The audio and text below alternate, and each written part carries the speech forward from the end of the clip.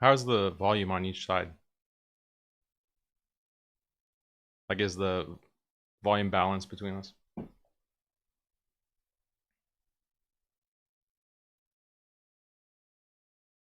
Wait, can you say that? Because I don't think you're picking up in my stream for some reason.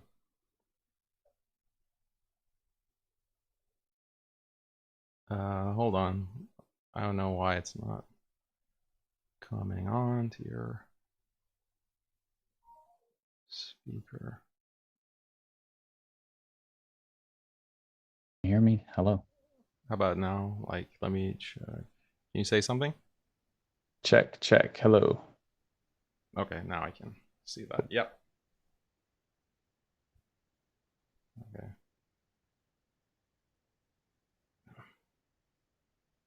Yeah, my Okay. chat, Looks if like you can't, it's everyone lagging can hear. slightly. Let me change the frame rate real quick.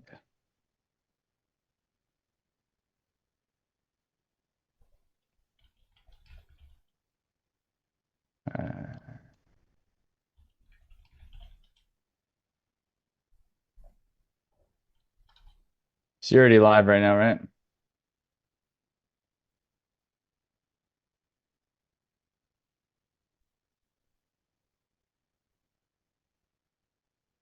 It's loud for Looks. you? Yeah, I was just asking if you're live right now. Oh, It yeah, looks I'm like live, yeah. it's glitching a little bit, so it should clear up here in just a second once OBS warms up. I don't know why it's doing this.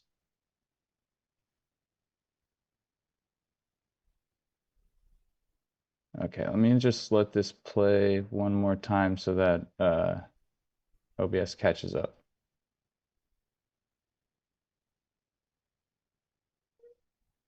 Let me double check the stream. Oops.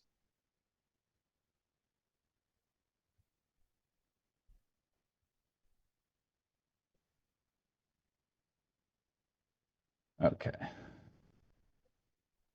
All right, looks like it's better. Cool. You ready? Yep.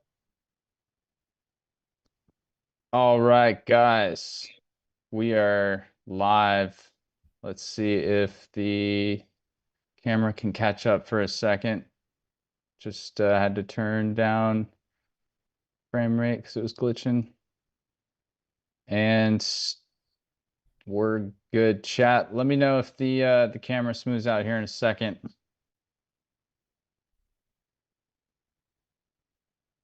Yes, there we go. It is lagging ever so slightly. Usually takes a second to get it flowing. I just want to make sure it doesn't interrupt anybody's intros.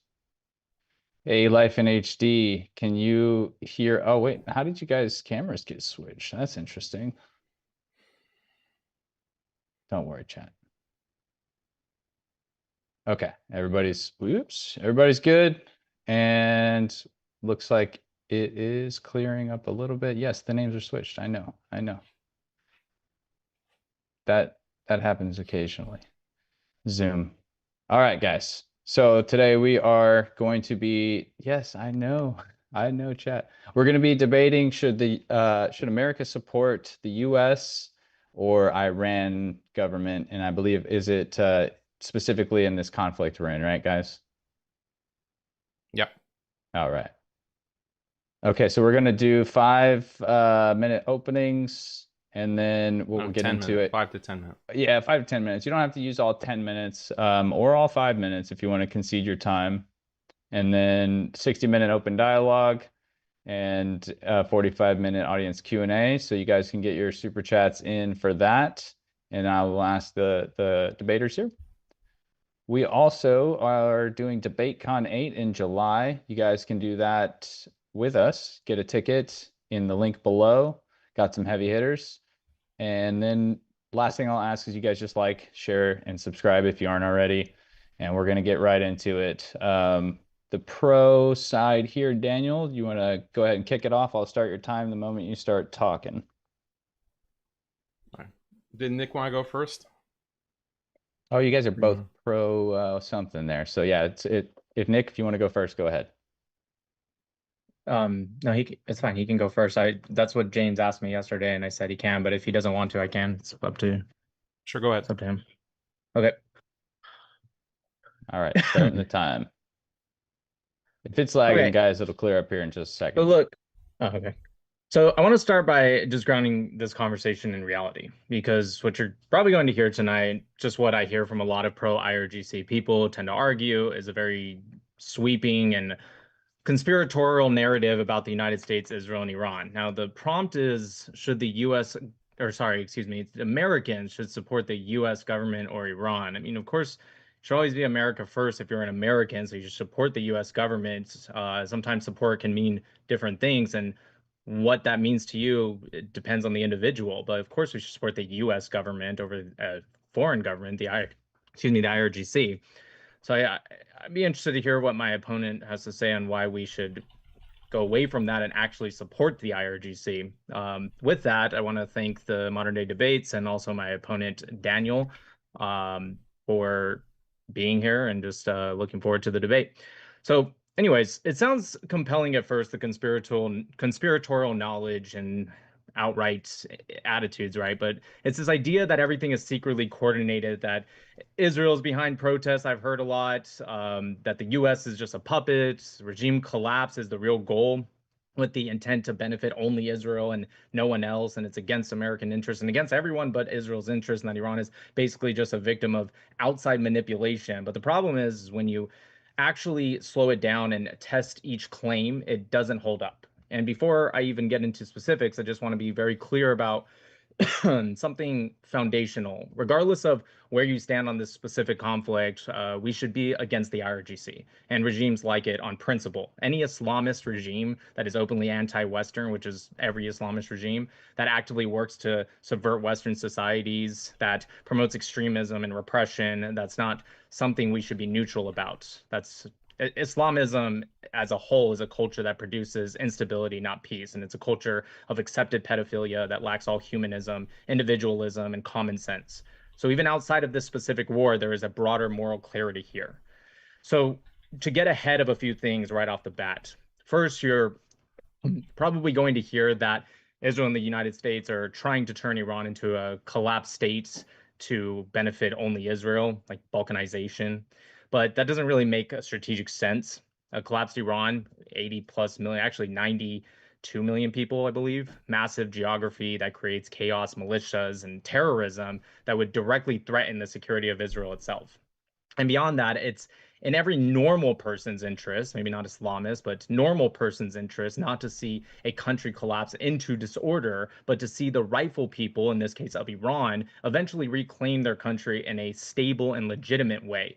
Now, that might not be an official goal of war. However, that is something that every normal person desires to see, more like what existed before 1979, not endless fragmentation, because again, that would be a security threat to the state of Israel anyways. What you actually see consistently across Republican administrations, Democrat administrations, European governments, international institutions like the IAEA, the International Atomic Energy Agency, is concern about one thing: nuclear capability and the means to deliver it. Now, I have some experience in that as someone who's a nuclear engineer, and I served for about 12 years as that in the US Navy. That's why you had negotiations like the Joint Comprehensive Plan of Action, commonly referred to as Obama's Iran deal, not invasions. If the goal was collapse, you wouldn't see diplomacy, you'd see something very different. Second, you're going to hear that the goalpost keeps changing, because I hear a lot of pro IRGC people say, well, first they were talking about enrichment and now it's ballistic missiles. Why do they keep changing the goal? But that's basic military logic, something Daniel here I don't believe has. A nuclear weapon without a delivery system isn't a strategic threat. Missiles and enrichment go together. We know this. And we also have to be honest about the history here. The IAEA has confirmed that pre-2003, I think they did a report, I believe it was in 2015, but pre-2003, Iran was actively testing aspects of nuclear weapons development, neutron inhibitors, high explosive testing, etc. And to this day, we, and the IAEA admits this, don't fully know how far certain parts of that program went. So when you talk about ballistic missiles, you're talking about what could very realistically be the final step after enriching uranium to weapons grade levels, which is 90% plus. Generally, technically, you can go before that. That's what makes the idea of an imminent threat, as they put it, a lot closer, not further away, because enrichment from 60 to 90% is actually relatively quickly, depending on what they utilize. IR6 centrifuges, like they have been. They've even been developing IR8 plus centrifuges. So after that, it's just a matter of months if they have nothing. But we know they don't have nothing because of this pre-2003 findings. Third, you're probably going to hear that Israel is behind the protests inside of Iran because they want to have this weird belief that Islamists wouldn't just slaughter people and it must be the Jews' fault or Israel's fault. But Iran has had protests for years. You have majorly 5 in minutes, 2000 Nick. Just want to let you know. Thank you. 2009, 2017, 2018, 2019, 2022, major nationwide unrest, unless we have this weird belief that Israel was the cause of all those as well. And these aren't random. They're tied to inflation, corruption, repression, and serious economic mismanagement. Their banking sector has been under severe strain, in some cases near collapse, largely due to internal corruption and bad governance, really. Israel didn't cause that. Israel didn't force the IRGC officials to be corrupt. So to say every protest is secretly orchestrated from the outside is basically ignoring the very real internal problems that millions of Iranians are reacting to. Fourth, there's this broader narrative that Israel is trying to dominate the entire Middle East and control everything. But again, that doesn't match reality. Israel is a relatively small country surrounded by major regional powers like Turkey, Iran in this case, Saudi Arabia, Egypt. And so I reject the dramatic emotional framing that we hear from pro-IRGC voices about Israel trying to just dominate everything. Instead, I think we'll get into this more during the debate, obviously, but the Middle East has consistently shown higher levels of stability, development, and yes, even moral progress when there are more Americas and Israels in the world influencing the region than there are IRGC style regimes exporting extremism and not really staying in their lane either as they export extremism across the region and across the world. Finally, I think that the most important point is there's a difference between being critical of the United States or Israeli policy, which is completely fair. Every individual is very much their same, and you should be critical of any government. And there's a difference between that and adopting a worldview where everything is a hidden plot, every protest is fake, every alliance is manipulation, and every conflict is secretly engineered. Because once you go there, you're not analyzing reality anymore. You're just forcing everything into this like narrative that can't be challenged at all, because if it does get challenged, well, that's actually a secret. Well, that's actually this. And it's all just nonsense that they apply a standard to when looking at the ODNI, like Tulsi Gabbard statements, but they won't hold that same standard to this online slop that they get their information from. So my position tonight is simple. You don't have to agree with every decision the United States makes. Of course not. In fact, I would find you weird if you did. You don't have to agree with every action Israel takes. Again, I'd find it weird if you did. But if the question is whether Americans should support the United States government over the Iranian regime, an Islamist regime that doesn't represent American values whatsoever in a conflict, then we should be making that decision based on evidence, strategy, and values, not speculation, and definitely not apologetics for a regime like the IRGC. I'm done. All right. Thank you very much, Nick. We're going to turn it over to Daniel. Sorry about the lag, guys. It's clearing up. I accidentally raised the bit rate on accident and just relowered it, so that was my bad. Should be good now here in just a second. It always stutters a little bit. All right, so Daniel, start whenever you're ready, and I'll hit the timer. Okay. Let's see. Just sharing my screen. The audio is great, though, just so you guys know. Okay, just sharing my screen. All right, go ahead.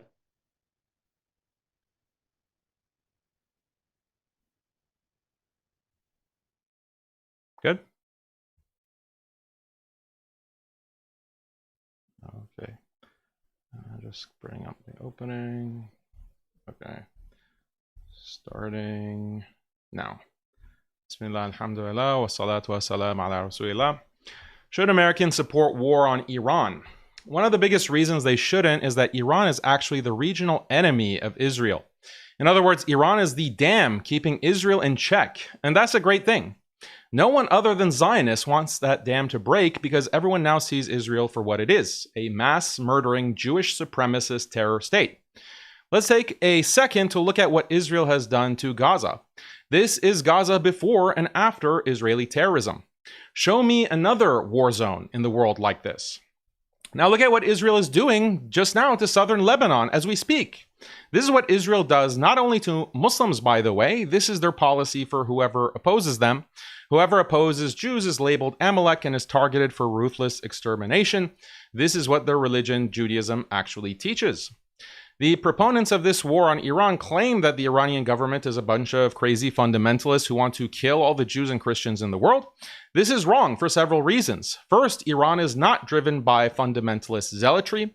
It's a structured state with a defined political ideology and institutions combining elements of theocracy and republican governance, where decisions are shaped as much by political survival and strategic interests as by religious rhetoric. Second, even hardcore Islamic law does not permit the mass killing of Jews and Christians. In Islamic jurisprudence, they're recognized as Ahlul Dhimma, protected peoples, who, while not given full religious freedom, are still granted security of life, property, and religious practice under Muslim rule. Many Jews and Christians live in peace in Iran. Iran also has good relations with many non-Muslim states like Russia and China. The idea that Islam mandates their extermination is simply Zionist propaganda.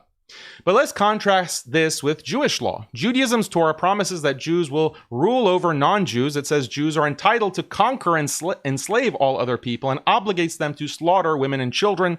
It also says Jews will rule by spreading fear and terror. Although the Quran does endorse a type of religious imperialism via jihad, the ideas of the Torah go far beyond anything found in the Quran. Nevertheless, Western media propagates the notion that the Quran is violent, whereas the Torah is simply a source of ancient wisdom, despite what we actually see Torah-abiding Jews doing in places like Palestine. Deuteronomy 15:6 says Jews are entitled to rule over non-Jewish nations. Deuteronomy 2:25 says Jews will rule over non-Jews through terror and inflicting anguish. Deuteronomy 28:10 says non-Jews are supposed to fear Jews. Deuteronomy 20:10 through 18 says Jews are entitled to conquer and enslave all non-Jews, i.e. in cities that are far away, but in the land of Canaan, i.e. greater Israel, which includes modern-day Palestine, Jordan, Lebanon, Egypt, etc., there is an additional obligation to kill all women and children.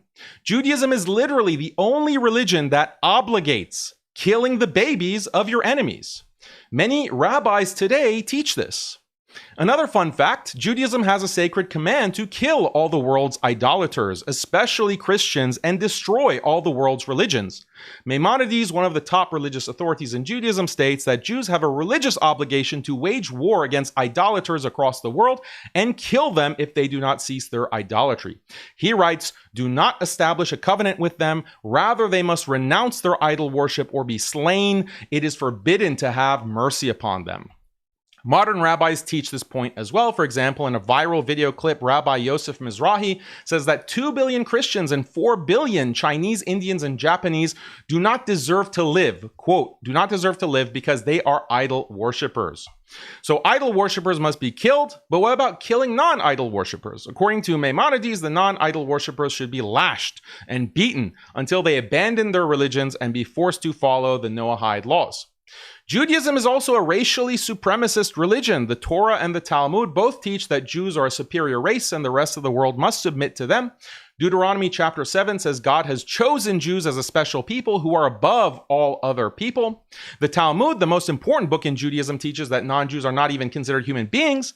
Bava Metzia 114b says Jewish people are called man, but Gentiles are not called man. The Talmud also teaches that all non-Jews are akin to dangerous animals, or more specifically, snakes. Hence, all Jews should be killed. The Jerusalem Talmud says, kill the best of Gentiles, smash the head of the best of snakes. This is why Judaism is the only religion in the world that obligates killing the babies of your enemies.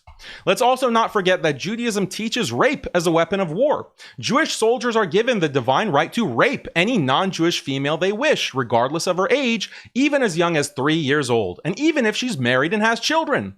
These rules are discussed in both the Talmud and the Mishnah Torah. The Jewish soldier is allowed to simply take the woman to a vacant area, violently subdue her, and then satisfy himself. In some cases, the Jewish soldier has the divine right to simply kill the woman or child and move on. Because the entire Jewish army is entitled to engage in such behavior, every Jewish war is a mass rape campaign targeting non-Jews and their children. Also, the chief rabbi of the Israeli military, Eyal Karim, taught soldiers that raping non-Jews in war is divinely permitted. IDF soldiers recently admitted that they used dogs to rape Palestinian prisoners. Oh, and I also forgot, Judaism also has Metzitza B'Pah. A rabbi sucks a baby's penis after circumcision, a practice backed by the chief rabbi of Israel. Jewish apologists say that these Jewish teachings don't matter because most Jews don't follow them. But we can all see how Jews, especially an increasing majority of Jews in Israel, follow these religious teachings.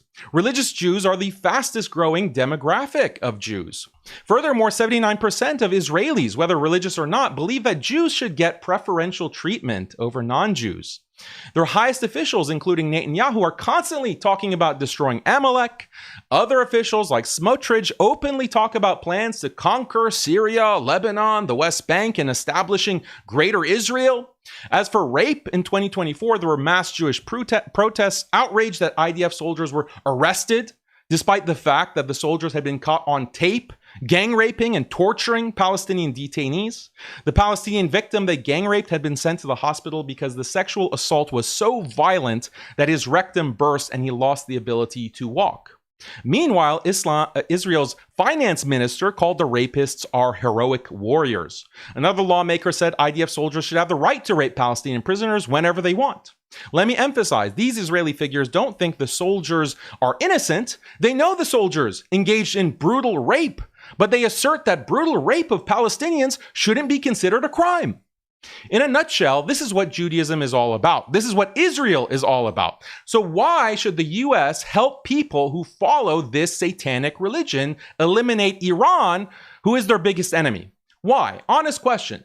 Is it Islam that poses the biggest threat to Americans, as my opponent claims, or is it Judaism? Let's focus on one example, the war on terror from 2001 to today, with endless wars in the Middle East that have economically devastated the US. Most Americans view the war in Iraq as a massive blunder, and the majority of Americans today oppose the war with Iran. This is because they recognize that these wars have no benefit for the US and only cause economic devastation. Crude oil just today hit $120 a barrel, and a massive market crash is expected by the end of the year. Cost of living was already too high and it's going to get much worse, pushing millions of Americans into poverty. Yet the US government seems hell-bent on continuing this war despite popular opposition. Why? It's because powerful Jewish interests demand this war because it serves Israel's interests. When the government acts in a way that is harmful to its people but beneficial to a foreign country, that's a good indication that the government is controlled by that foreign entity. And we see this not only in government, but also academia, media, and technology. In government, the control of Israel is best represented by the fact that Netanyahu's speeches get more standing ovations in Congress than any US leader. Everyone now is aware of the Israeli lobby as well as Epstein blackmail, and this explains why many American politicians support going to war with Iran when the majority of Americans oppose. In academia, Trump, under Zionist pressure, has shut down free speech and protests on campuses, calling criticism of Israel's anti-Semitism, which has also stifled free academic inquiry. In media, Zionists have bought social media companies like TikTok. The Ellisons, staunch Zionists, have also bought media companies like Paramount and Warner Bros. In technology, pro-Israel companies like Palantir are planning to use AI surveillance against Americans.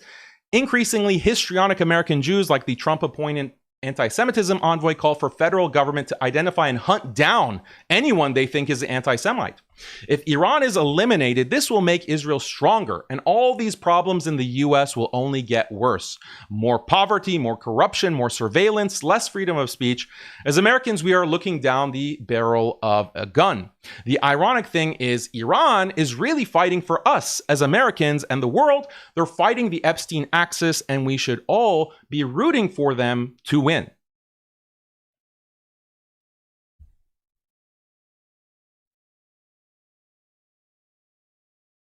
Rebuttal to his opening statement in whatever way, capacity you'd like. You're welcome to. And then Daniel, same, we'll keep it short, so we'll just get into the open dialogue. You guys can communicate civilly. If someone does start talking over the other one, I will have to step in. Please respect the moderator. And then if we cannot agree on talking over each other, we'll go to time debate or timed responses. All right, so with that, go ahead, Nick.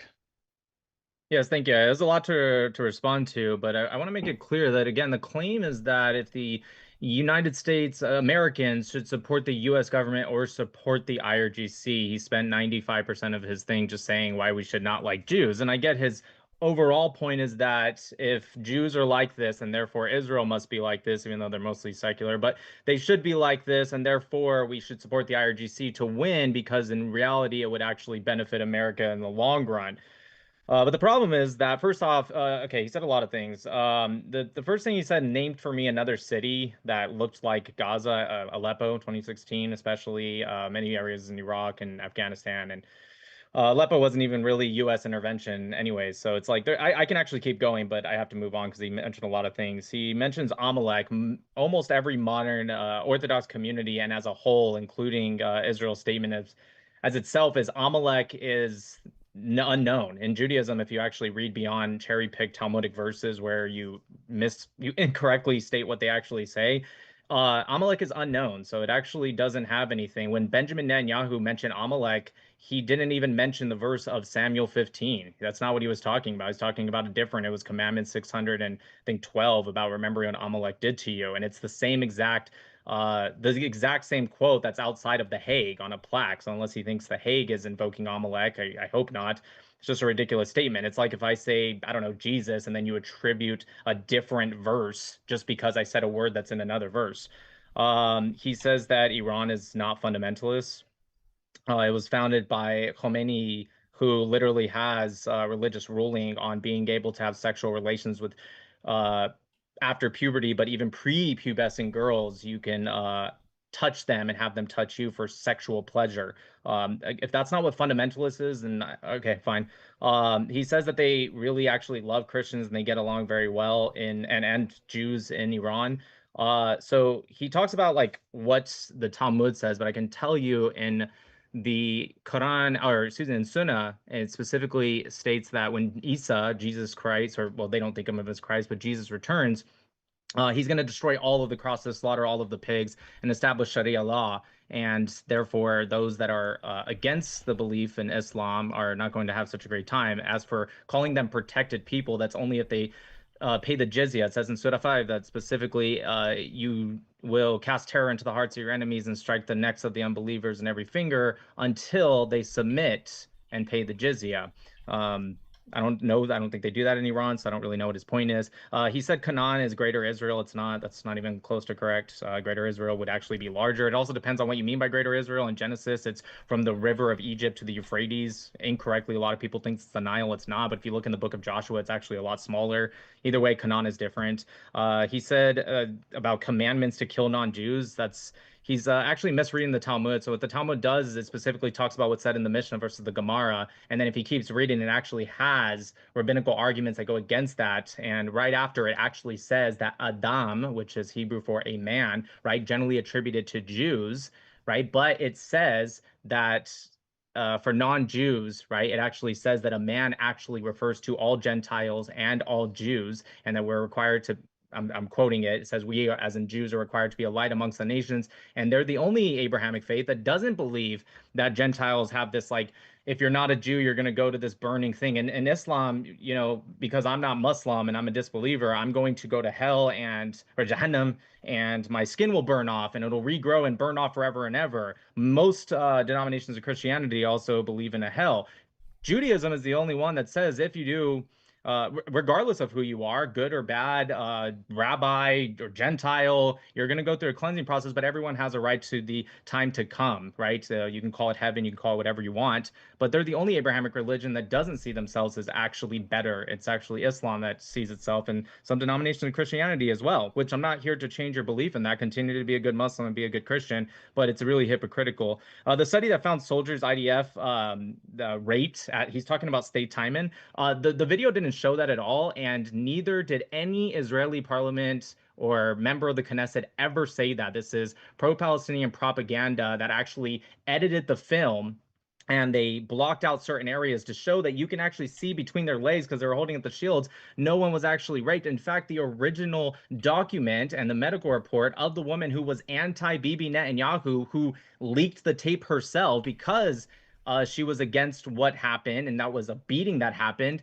She even said that there was no rape, and she's the one that was actually released the tape and actually released this information and leaked it all out, and was trying to get Bibi Netanyahu actually out of power because she's left wing. And even she said that that is not true. There was no parliamentary ruling on rape at state Timon. It's just it's nonsense, and this has been debunked like 6 months ago. I don't even know why we're still talking about that. The energy, I'll move on to that later because I know I want to make this quick. He said that Israel is controlling the United States government, and his proof was that it's that they have standing ovations for Bibi Netanyahu. They have standing ovations because they agreed with what he said. Standing ovations doesn't equal control. That's stupid. Also, he mentioned Amalek again, and then he showed an article that Bibi Netanyahu, the article literally said on his slideshow that he's referring to Hamas. I'll go ahead and end with this. This idea that Iran is fighting for us. No, Iran is fighting for Iran, which again is totally fine. Well, Iran is fighting for the IRGC, which again is totally fine. But this idea that they're secretly like, we really need to help America, we're fighting for them, they're not. All right, thank you. Daniel, go ahead and give your rebuttal. You have up to 5 minutes since he took Was that about 5 minutes minutes? time. That was That about seemed like 5 a minutes, yeah. lot longer than 5 minutes. Okay. If you want to go like 30 seconds over, I mean, I'm sure it's okay, but we'll just eat into the open dialogue time a little bit. I don't necessarily want to do that, but All right, can you I just need to share my screen again. okay, go ahead.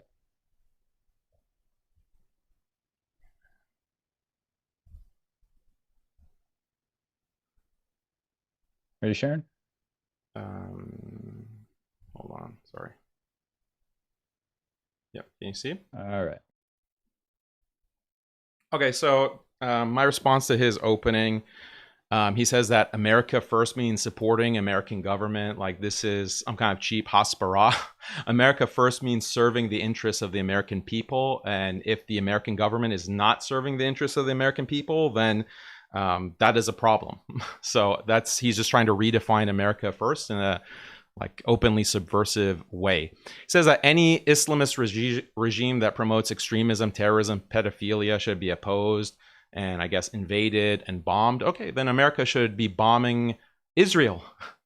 America should be bombing and destroying Israel for many reasons, like article after article and research shows that Israel's a haven for pedophiles. Jewish pedophiles in America flee to a safe haven in Israel.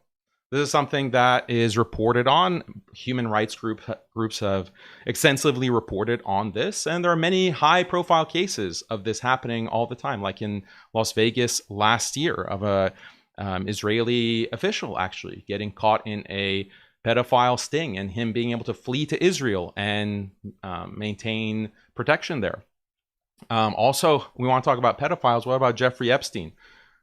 Very beloved by Israel, you could say.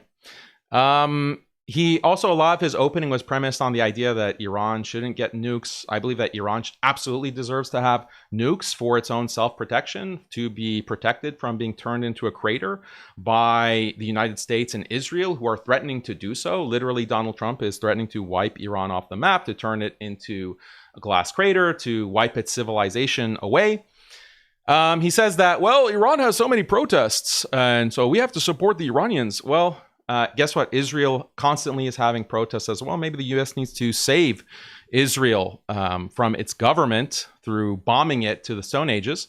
America also has plenty of major protests on the basis of corruption or just any other cause. You know about Occupy Wall Street that happened in the early 2000s, around 2010. You have Black Lives Matter, of course, from a few years ago. And these were massive protests that rocked many major U.S. cities. Maybe Iran should bomb the United States by Nick's logic here. Protests indicate the need for regime change. He says that there's more stability when Israel and America is in the region. Oh yeah, is there stability in the Middle East? That's news to me. I don't think anyone is talking about the stability in the Middle East, especially when since the beginning of the Zionist-pushed war on terror, 4.5 million deaths in the Middle East, 38 million refugees. This is reported by Brown University, Watson Center, Cost of War Project. Watson Institute Cost of War Project. He says that Amalek is undefined. This is nonsense. Was Netanyahu just referring to nothing? Like he was just quoting the Torah randomly? No, he's just citing exactly the verse in the Torah about blot out Amalek, blot them out, do not forget. And the whole theological significance of Amalek, not only in the Torah, but also in the Talmud, is that they are the enemies of the Jews at any time. And they should be, this is how the Talmud and rabbinic scholars have interpreted it historically, they should be wiped out. And so Netanyahu was applying that to the Palestinians, and that's how all of Israel understood it. All Jews around the world understood it. He says that, oh, we don't have hell in Judaism. Well, why is the Talmud describing Jesus Christ boiling in a vat of feces in hellfire? This is from the Talmud. You can read Jesus in the Talmud by Princeton University Press, by Peter Schaefer, I believe, is the author. And this is a work that describes the Judaism's view and the Talmud's view of Jesus Christ as being boiling in a vat of feces and his mother being a whore. He says Jesus coming back, okay, in Islam. He also makes a big error. He says that we don't view Jesus as Christ in Islam. Yes, we do. We view him as Christ, the Messiah, Masih, the anointed one. That is part of Islamic theology. He says that Islam says that end times Messiah will force Jews and Christians to convert. Sure, okay, that is true. That's eschatology. That doesn't tell Muslims how they should behave or treat Jews today. But Jews, the difference is within Jewish law, Jews demand conversion or death of non-Jews even before the end times and the Messiah. So I said that. This is referring to... I don't know why this is here. Oh, this is eschatology, that at the end times when the Mashiach comes, their Jewish Messiah, that there will be 2,800 slaves, Goy slaves, Gentile slaves that each Jew will have. This is the Jewish eschatology. So we can talk about eschatology if he wants. He says that no prison rape because the tape was fake. Like, oh, they found out 6 months ago. This case is from 2024, and it was the Israeli courts that determined that this was real, and they actually arrested these soldiers. They arrested them, and it was protests that happened to release them on the basis of that we should have the right to rape. And I cited all of these Israeli politicians, TV presenters who were saying that, yes, we should have the right to rape. Okay, so even if it turned out Sure. So even if it turned out that the tapes were fake, that doesn't change the reaction of the Israeli public that they wanted the right to rape the non-Jews, Palestinians, whether they're Muslim or Christian. He has this. He gave this apologetic about what does non-Jews being or Gentiles being non-human means. Here's Rabbi Schneerson, one of the main authorities in modern Judaism, who says that non-Jews are a different species from Jews. Non-Jews are completely different in terms of their bodily substance. They have the soul of Satan. Like, these are the quotes that we can talk about in more detail. If you want to take my word for it about what Judaism says about non-Jews, just take a look at Schneerson here. A Jew is not created as means for some other purpose. He himself is the purpose of the entire world, since the substance of all divine emanations was created only to serve Jews. The heavens and the earth were created for the sake of Jews. The important things are the Jews because they do not exist for any other aim. Okay, thanks.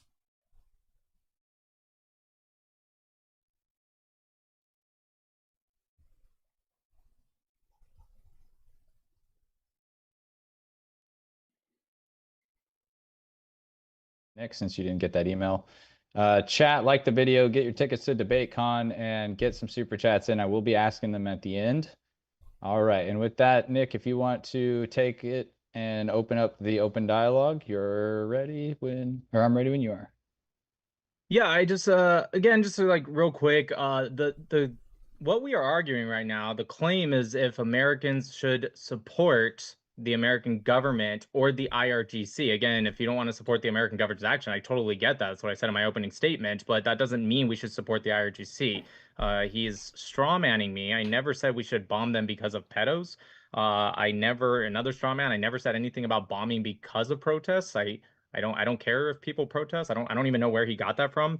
The whole Alexander, the guy from Las Vegas who was a pedophile and fled to Israel, he didn't flee at all. He was allowed to leave, and he has an upcoming court appointment. And it was actually something that the judge got upset with their own court system, not him. And they allowed him to show up during his first meeting in Zoom in a future one. I don't remember the exact date, but it's in the future. He has to come back, and he will. And if he doesn't, then I'll be the first to say that's wrong. He should absolutely come back. But he didn't flee.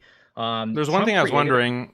One thing I wondering, Nick, because yesterday I was watching some of your videos, and in many videos, actually multiple, you claim that you have read 20,000 hadith. I think that's amazing. Like 20,000, is that true? Like you've read 20,000 or more hadith? Well, first off, I generally say 15 to 20,000, but I've read, yes, all of Sahih. I mean, to be fair, all of Sahih al-Bukhari, Sahih Muslim, Abu Dawood, and others that I've kind of read. I try my hardest to find those that are Sahih and chain, because if it's weak, daif, then it's just not worth it because people don't accept it. But yeah, it's about 20,000. I mean, Sahih al-Bukhari by itself has 7,500, and there's like 5,000 plus in Sahih Muslim, and then amongst the other ones. But to be fair, some of them do repeat. Bukhari, so Bukhari has 7,500, you said? Hadith? Yes, of course. You should know that. You're Sunni, yes? Well, how many? Yes, I'm Sunni. So the thing that people don't understand is that actually Sahih Bukhari doesn't have 7,500 unique hadith. There are repetitions actually, and if you combine, I literally just said that. Right. So I just said that. Right. So how many? So if you don't count repetitions, how many unique hadith are in Bukhari and Muslim? Do you know that number? Yeah, I'd have to recount it, and I've read more than just Bukhari and Muslim. But again, I think it's, I can read still 7,500 of them. I think most of the repetitions have actually been removed, which is why it went down to 7,500. I think the hadith overall, with all repetitions and those that were thrown out, go into the million plus hadith. Now, it does. Yes, it does. We looked this up. No, it doesn't. No, it doesn't. Oh, you looked it up, or you actually read them? So let me correct it, because you're so off. Like, this is such a there's not a million. Let's find a way to really know what this has to do with our conversation. Yeah, I don't even. It does. It has a lot to do. It has a lot to do with it, because the number that you're citing. Support the IRGC. No, it actually questions your credibility. It questions that you make claims that are so baseless and so crazy. Like any Muslim who has any level of knowledge knows that claiming to have read 20,000 hadith is so insane, because Bukhari and Muslim, what you keep saying, okay, what you've Googled, Bukhari and Muslim, they only have about 4,000 unique hadith between them. Bukhari and Muslim, 4,000. If you look at all, like you want to include all of the Sahih Sitta, you want to read like the 6 canonical books of hadith, if you include everything, okay, everything, it only reaches 19,600. So you're claiming to have read all of these books. You can't even name them. You can't even name what the Sahih Sitta are. And so it's so ridiculous. Actually, like, this is nonsense. You don't know what you're talking about. I did name. No, you didn't. You said Abu Dawood. No, you didn't. You can Google it, but your number, the thing is that your number is based on Google, not what you actually have read. You're not letting me respond. Right. So are you Let saying him respond, Daniel, and I'll let you respond to. Are you saying Abu Dawood is not one of them? Is that what you just said? And Nick, keep in mind, if you ask a question and then you want to keep going, that's going to kind of cause a hang up there. Okay, well, fine. I'll just make that as a statement. The fact that he doesn't know what Abu Dawood is and he's saying that, like, he's laughing as if that's not one of them, it absolutely is. Anyone can just Google this right now, or just go to sunnah.com. You can see it. And furthermore, there's about at least 12,000, I think, more hadith between Sahih Muslim and Sahih al-Bukhari. So he's saying the unique between both of them goes down to 4,000. That would mean that a third of them, it would go down to a third. So he's thinking that they're repeating 3 times each on average every single hadith, and that's the only way, because 4,000 times 3 is 12,000, and I think it's actually more than 12,000. I'm being a little conservative here, so I don't think that's true at all. I've read all of Sahih al-Bukhari, I've read all of Sahih Muslim. I literally said, to be fair, there are some that repeat, but it is definitely not at 3 times the rate. I am questioning. I don't know who you are. I actually just found out who you are, so I don't know. Okay, just tell me. All right, so yeah, Daniel. I just want to know. This has nothing to do with whether we should. Of course, I will let you respond, but this has nothing to do with the topic at all. I just really want to point that out there. Can you tell me how many surahs are in Sahih Bukhari? How many surahs are in Sahih Bukhari? Yeah, or they're You're also saying called the rakat. chapters? Rakat. Okay, How many rakat. surahs are The rakat? How surah many is in? more of a Quran thing, correct? Yeah, it can be. Tell me how many rakat then in Sahih Bukhari. I'm not sure. Just a ballpark. I You have read no it. idea. You read it cover to cover. I've never seen the word surah Like you think it's in. more or less than 100 rakat in Okay, Sahih Bukhari. All great. right, That's so awesome. Daniel, if you could tie that back into the topic, that would be excellent for the You chat. can tie this back into the topic because this so isn't I'll about the talk it. topic. I'll relay it back to the topic. So all the Muslims watching, you can stop laughing now at this exchange, but it's relevant because he makes claims that are so false, like so obviously false that to anyone who knows the facts, he just relies on people's ignorance. He relies on the audience's ignorance to make these exaggerated claims that have no basis in reality. Like I read Sahih Bukhari cover to cover. Like do you know how many volumes it is? Like it's like if you put it on a bookshelf, it's like this thick. So you're like the most dedicated reader of religion that I've ever seen, and you claim to be like a nuclear engineer. Okay, but your numbers are just based off of Google. They have no actual reality. They're based off of Sunnah.com. For anyone who actually knows. They're based off of Sunnah.com. Okay, so you went through every page of Sahih Bukhari on Sunnah.com.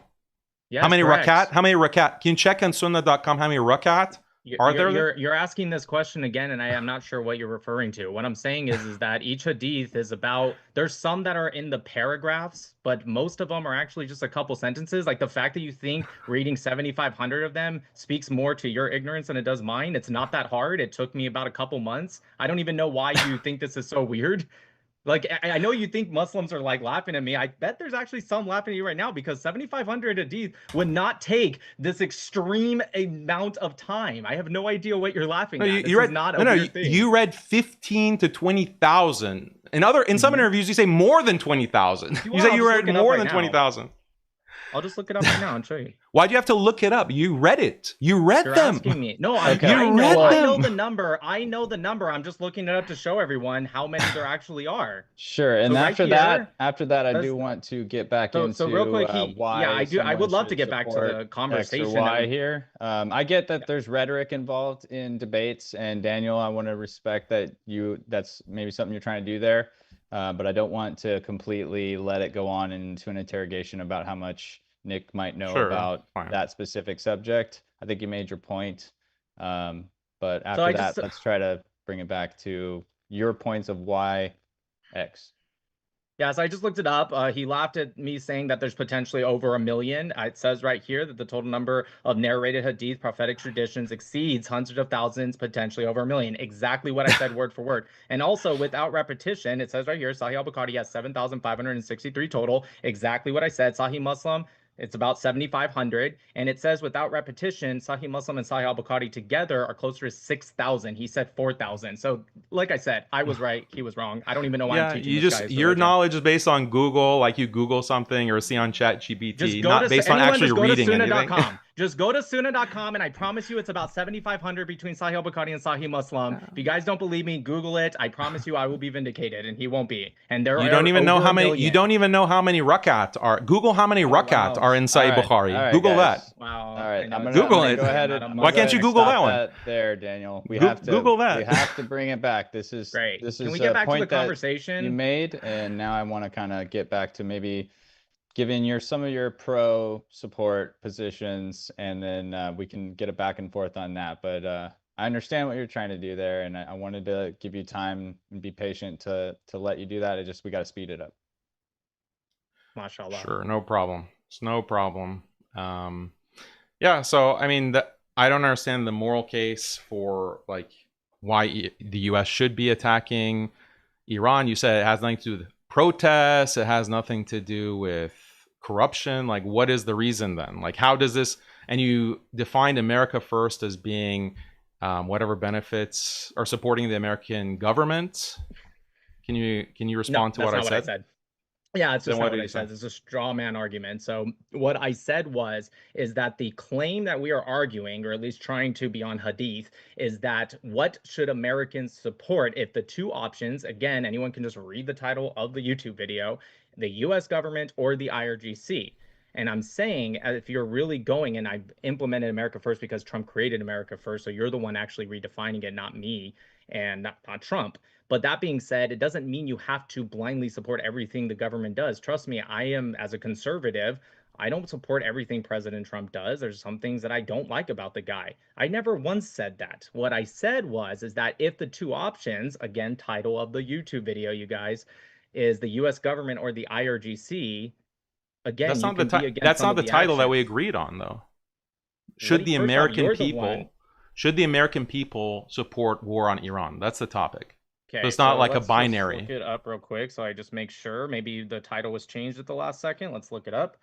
That's not the title I agreed Daniel, to. I thought Mike, like, yeah, I tried to clarify it in the excuse me. Should Americans support the US yeah. government or Iranian government? I just want to make it clear that the original topic was actually Israel-Palestine. Daniel is the one that changed it. I was told that he wanted to change it, and I agree to this title. I will, after this, on my X, I will release all of the DMs showing that this was the title that he changed after 2 separate changes, and I said yes the whole way because I wasn't interested in trying to find a specific title. I just wanted to debate, regardless of who it was. There's 3 people that I tried to clarify debate. in the beginning that this is should Americans support the U.S. or Iran governments in the context of the war that's happening in Iran right now.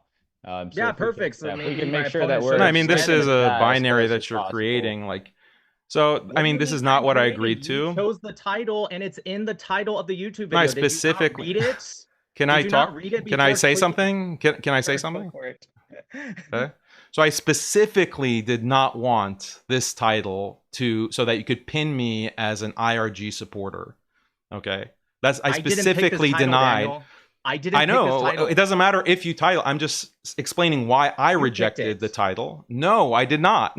I did not. Like I said, pick it. on my X after, I will release the entire DMs. How did we didn't DM each other? How can you release the DMs? You can DM Yes, I guess James was lying then. like, yeah, Yes, okay, that's we that's can the take it DMs up I'm with talking James. about. Like, Yeah, we can I'm talk not to I'm James just because he trying to said keep one thing this to as me. Close to the rails. Okay, well, I mean, I did message James. I can release the emails as well. I specifically did not want should Americans support U.S. government or IRGC. Okay, I specifically asked for the title should Americans support war on Iran, the attack on Iran, and the reason, and I gave the explanation because I'm American. I'm American, and I am American first in the sense of I want what's good for the American people. I want what's good for the American people, and what is going to harm American people is this war. Go ahead. Economically, let's just change the title halfway through. Go ahead. I mean, it's very clear the argument that I made, the disaster of this war so far for the American people. It will continue to be disastrous. I don't know, how much are you paying for gas? Like our gas, I'm in Texas, is getting close to over $4 a gallon. We'll let him okay, this is going to devastate the American people. Okay, on the basis of what? And this is why the majority of Americans oppose this war. So tell us why the American people are wrong. To that question. Go ahead. Okay, yeah, sure. So the majority of Americans don't particularly. It's actually a split when you see it. I am a conservative. I'm not really interested in what Islamists and leftists particularly feel. They reject a lot of things. But if you actually look at the conservative side of the, it's about 80% that actually do support this. But nonetheless, the argument, if we want to switch the claim to should Americans, I don't know, support this war or whatever, let's just say that's the claim now. The argument should be made regardless. I'm not going to appeal to popularity. That's a logical fallacy and shouldn't be used in debates. So you're wrong, but I also don't particularly care. That being said, I agree with you. Gas prices have gone up. To frame that as devastation for the American people is not just dramatic, it's emotional garbage. And I also believe in a long-term benefit, like the energy lanes that Trump has been securing these past 2 weeks very clearly. That's going to have a permanent or at least an indefinite effect for the American people in the positive direction in the long-term future versus the short-term. So I concede your idea about the short-term effect, and I agree with you to find some middle ground here. However, I counter it with the long-term effect. All right. Yeah, so you said 80% of conservatives, fine. I was talking about the American people as a whole. I don't actually trust 80% figures that are given by the GOP. It seems to be very biased in order to generate public support. GOP aligned outlets, whatever. It was CNN. Yeah, whatever. It doesn't matter. Very GOP aligned. 60%, over 60% of the American people actually are opposed to the war, and it's because they're tired of endless wars in the Middle East for Israel. That's what they're tired of. They're tired of their government being controlled by the Israeli lobby. They see it very clearly. They feel it day to day because they notice that there are all kinds of policies that are put in place on social media through community guidelines where you're no longer allowed to criticize Israel in many ways. Still, there's some level of freedom on X, for example, but a lot of these social media platforms are cracking down increasingly. And this is why a Zionist like Larry Ellison, the personal friend of Benjamin Netanyahu, is acquiring TikTok for the US and is cracking down on community guideline policies, which are limiting the ability to criticize this war on Iran, limiting the ability to criticize the Israeli government. We saw a Florida student just recently be put in prison. She's waiting a trial, but her bail was denied because she's seen as a credible threat because she made a joke about Benjamin Netanyahu in a WhatsApp group. So this is the level of crackdown that's taking place on the American people, and they're getting tired of it. They're getting tired of being Israel's lapdog. All right. So real quick, that didn't answer anything I said about the long-term effect of energy lanes. But that being said, I will answer that Florida lady was not arrested at all for a Bibi Netanyahu joke. If you just read the transcript or watched the video or listened to the judge, she was arrested because she said that the area that were taking the test should be bombed. So this is ridiculous. Watch this. Bibi Netanyahu is a piece of shit. He's an idiot. Okay, if I'm arrested tomorrow, then Daniel wins this debate. People criticize Israel all the time online. You're allowed to criticize Israel. If anyone, and again, just go Google it, see what she said. The transcript is available for the public. She did not get arrested for joking about Bibi Netanyahu. She got arrested because she said the area they were taking the test should be bombed. That's a bomb threat. That being said, can you answer what I said about the energy lanes? I don't know why I get it. You don't like Israel. You don't like Bibi. Cool. We all got that, dude. What does that have to do with my claim? Yeah, so these are just perspective. Like every single war, we're told that the energy prices are going to go down. We're going to have so much free oil. This is what Trump said after taking out Maduro and taking control of Venezuela. He also said there's going to be so much free oil. Yes, it does. Energy prices do have to do with the cost of crude, barrels of crude. Yes, are you denying that energy prices have to do with the cost of a barrel of crude oil?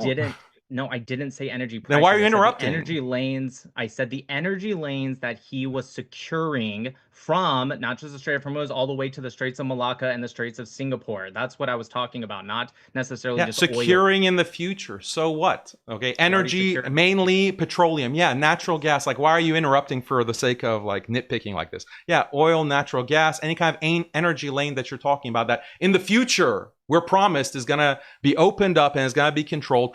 Donald Trump can't even open the Bab el-Mandeb Strait, okay, in the Red Sea. He can't even, with the force of the entire Navy, get Ansar Allah, the Houthis, to stop blocking the Red Sea back in 2024 and 2025. He couldn't even do that. How is he going to secure any other energy corridor, whether it's the Strait of Hormuz or Strait of Malacca or whatever it may be? Indonesia just announced, actually, that they're going to start tolling the Strait of Malacca as well. So, I mean, this is just prospects.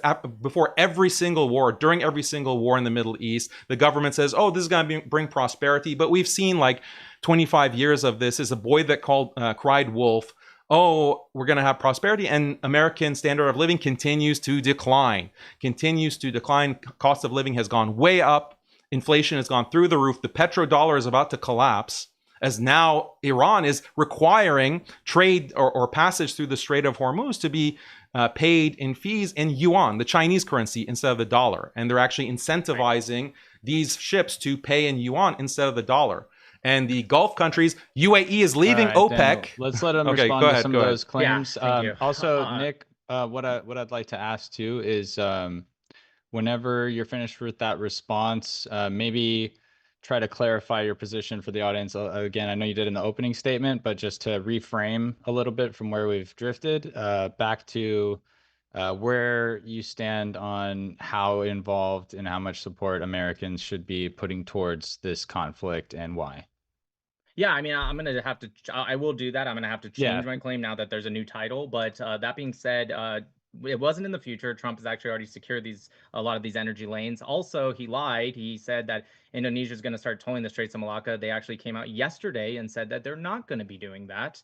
But anyways, and then the Straits of Singapore, they already made it very clear with the 4 nautical mile choke point that they would not do that either. As for Iran, I guess to make my new claim would be that we should support the U.S. government because Iran has declared war on America since 1979, and just because you use proxy warfare with Operation Cassandra in 2008, with what we found out their proxy warfare in the Western Hemisphere, they have been declaring war and launching war on us since 1979. And also their ballistic missile program is needs to be demolished, amongst other things. But that's a major thing, and it ties directly into the nuclear capabilities.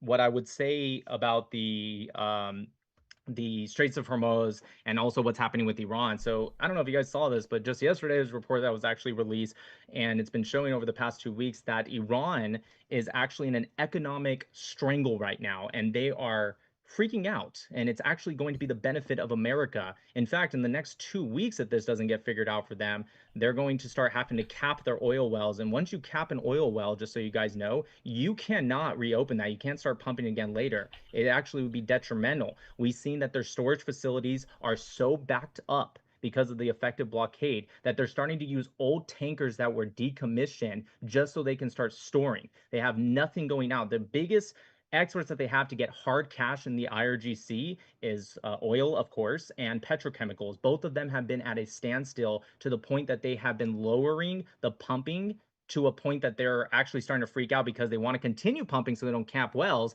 but they also have nowhere to store it. The Rial went from 1.4 to 1.6 million, and that's what the protests were before this war. And now, just in the past days, it went up to 1.88 million per dollar. That is an extreme amount. In fact, that amount by itself in just days is bigger than what caused the protests and the top 5 banks of either collapse or almost collapse in the IRGC earlier this year, late last year. And so that has already been surpassed just in the past couple days because they have to print money. Over 1 million people have lost their jobs as the IRGC has been printing more money. They have no way to pay the Basij and others. And so we're starting to see people that will possibly start defecting. But nonetheless, we do know that over 1 million people have lost their jobs, and they are in an economic strangle right now. So, I mean, to respond to that, these are just reports that are coming from Western sources. It's a lot of propaganda, but the reality is that Iran has gone through economic sanctions for 47 years. The country has been devastated, and they've had to find ways to operate and to run their country of 90 to 100 million people while being in economic straits, like being in this kind of difficulty. So they're used to it. The people who are not used to economic difficulty are the American people. American people are the ones who are really going to suffer with the economic downturn and potential disaster that's going to come if the price of gas starts going more towards $7, $8, $9, $10, $12 a gallon. Like, this is going to be devastating for the American people. It's going to create a lot of joblessness. It's going to cause people to be able to even get to work anymore. The US really relies on labor that commutes to work. So this is going to be much harder for the American people than it's going to be for the Iranian people. They've already gone through this song and dance for 47 years. But if I'm trying to understand Nick's argument, okay, what I got from what you said is that we should support the U.S. government in attacking Iran because Iran has been at war with the U.S. For 47 years, since it was founded in 1979, the Islamic Republic. Okay, let me just accept that premise. Let me accept that Iran is at war with the U.S., even though in reality, it's the U.S. that has been meddling in, attacking, along with the British, Iran for the better part of the 20th century. Let's put that aside. Let me just concede that Iran is hostile to the United States. Even if I pretended that that's the case, your assumption is true. Iran was in the middle of negotiating with the United States. Iran was in the middle of trying to negotiate a deal with the United States, and there are many reports that they were coming close to making some kind of deal, putting limitations on their nuclear enrichment, maybe moving their stockpiles to out of the the Iranian mainland, maybe putting it on an island in the Persian Gulf, or some kind of arrangement like that. They were getting close to some kind of agreement in the negotiations, but then suddenly the US attacks. Suddenly there's Operation Midnight Hammer last summer, and the recent February 28 attack, where the US is in the middle of negotiating with Iran. So Iran demonstrates an intention to come to terms, to actually cease hostilities, even though all the hostilities are coming from the US side, when the US is sanctioning them, starving their people, okay, from all kinds of resources because of not only primary but secondary sanctions, but also taking out their important political leaders like Qasem Soleimani, or Israel bombing the consulate in Damascus, Iranian consulate in Damascus, taking out Ismail Haniyeh a few years ago, or a couple of years ago, in Tehran, like violating Iran's sovereign land. This is all crimes and aggression against Iran. We're gonna let Nick go ahead and respond to that.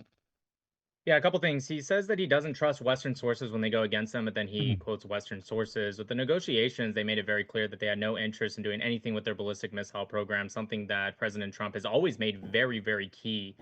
In fact, it is his biggest criticism of the JCPOA was that it didn't mention the ballistic missiles program. Tied that with the 2015 report, but pre-2003 findings of the IAEA, it's very clear that this is directly tied to their nuclear missile production and capability. On top of that is acting as a deterrence. We have reports that show that about a year to year and a half max, it would have been such a deterrence that even if NATO were to go against them, their air defense systems wouldn't be able to equal out the amount of ballistic missiles that they would have had. On top of that, he says that, oh, they're just starving. Their economy is all because of America. It's just their economy is so bad. I don't know if you guys know, but they pump actually gas in the Persian Gulf, and they give like half of that to Qatar. There's billions and billions of dollars that have been funneled through from corruption of the IRGC members. They've used cryptocurrency, by the way, to bypass sanctions, which pretty smart for them. No one denies that the Iranian people, including the IRGC, aren't smart. But this idea of this victimization of just like, oh my God, these sanctions are so bad. How about you stop giving fucking money to Qatar that should be your own personal regional natural resources? Why are you giving it to other entities when your people are quote unquote starving? I do agree with you that Americans are more sheltered, and I agree with you that they are going to put more pressure on our administration. When it comes to like economic hardship, I agree with you 100%. And Americans are pretty sheltered when it comes to that, and honestly a little weaker when it comes to that. But the difference is that they're allowed to put pressure onto their government. That's because we live in a society that we should admire. The IRGC doesn't allow for pressure to be put onto their government. We saw 30,000 plus people killed in just 2 days. It was actually more in two high-end officials in the Ministry of Health in Iran itself. The Ministry of Health. This isn't some Western source. They specifically said that they had so many deaths that they ran out of body bags. And this was only counting the deaths of hospitals that were actually on the record. This was only counting deaths of people that made it to the hospital, not the deaths that actually went straight to the morgue, which honestly probably would be the majority of people. And this only counted deaths that they were able to actually document. But nonetheless, at least 30,000 in 2 days. So yes, we live in a country where we're allowed to criticize and tell President Trump we don't like him. All right, Daniel, go ahead and respond to that, please. Yeah, I mean, Iran has denied all of these claims of 30,000. Like, their official documentation is 3,000. Fine, you don't trust the Iranian government to report on these deaths. But there have been Western reports of these protesters carrying AK-47s, carrying all kinds of weapons that they're using against the police. And Israeli leaks have it, or there have been reports. Okay, I haven't read them, before getting on this debate, that the Israel was giving weapons, trying to smuggle weapons through the Kurdish region in the northwestern part of Iran to get to protesters. We know that Israel has a presence within Iran, or they did. They launched a sneak attack last summer in the first wave of the war on Iran, the 12-day war. And it was based on Israeli spies being operating within Iran, deep within Iran, and actually launching like small drones to cause terrorism. This is Mossad operation. So they were giving different dissident groups AK-47s so that they could attack police. So yeah, even if we grant 30,000, it was something that was generated by weaponry given by an external force, namely Israel, who has wanted to stoke this kind of mass protest in order to overturn the Iranian government, but it's failed. Again, I want to focus on how it's Israeli power that is harming the US domestically and in terms of foreign policy. We're tired of endless wars in the Middle East, ballistic missiles. Like, you're saying that Trump has always had this policy. No, he hasn't. Like, as soon as Iran was making concessions on the nuclear aspect, then Israel added this. You know, Netanyahu has visited the White House more than any other foreign official or foreign head of state. He's been coming to the White House to direct Trump in how to pressure Iran. And he only added the ballistic missile requirement after Iran was starting to make some headway or making some concessions on the nuclear option. And why shouldn't Iran have ballistic missiles? Why don't they have the right to self-defense as a nation? Like, do you not believe in a nation's right to sovereignty? Are you making a kind of might makes right argument that the US is just the police officer of the world, and whoever doesn't bend the knee to the United States and Israel, they have to be made to suffer? Like, I don't even understand the kind of argument that you're making. It seems to be morally suspect or morally failing, actually.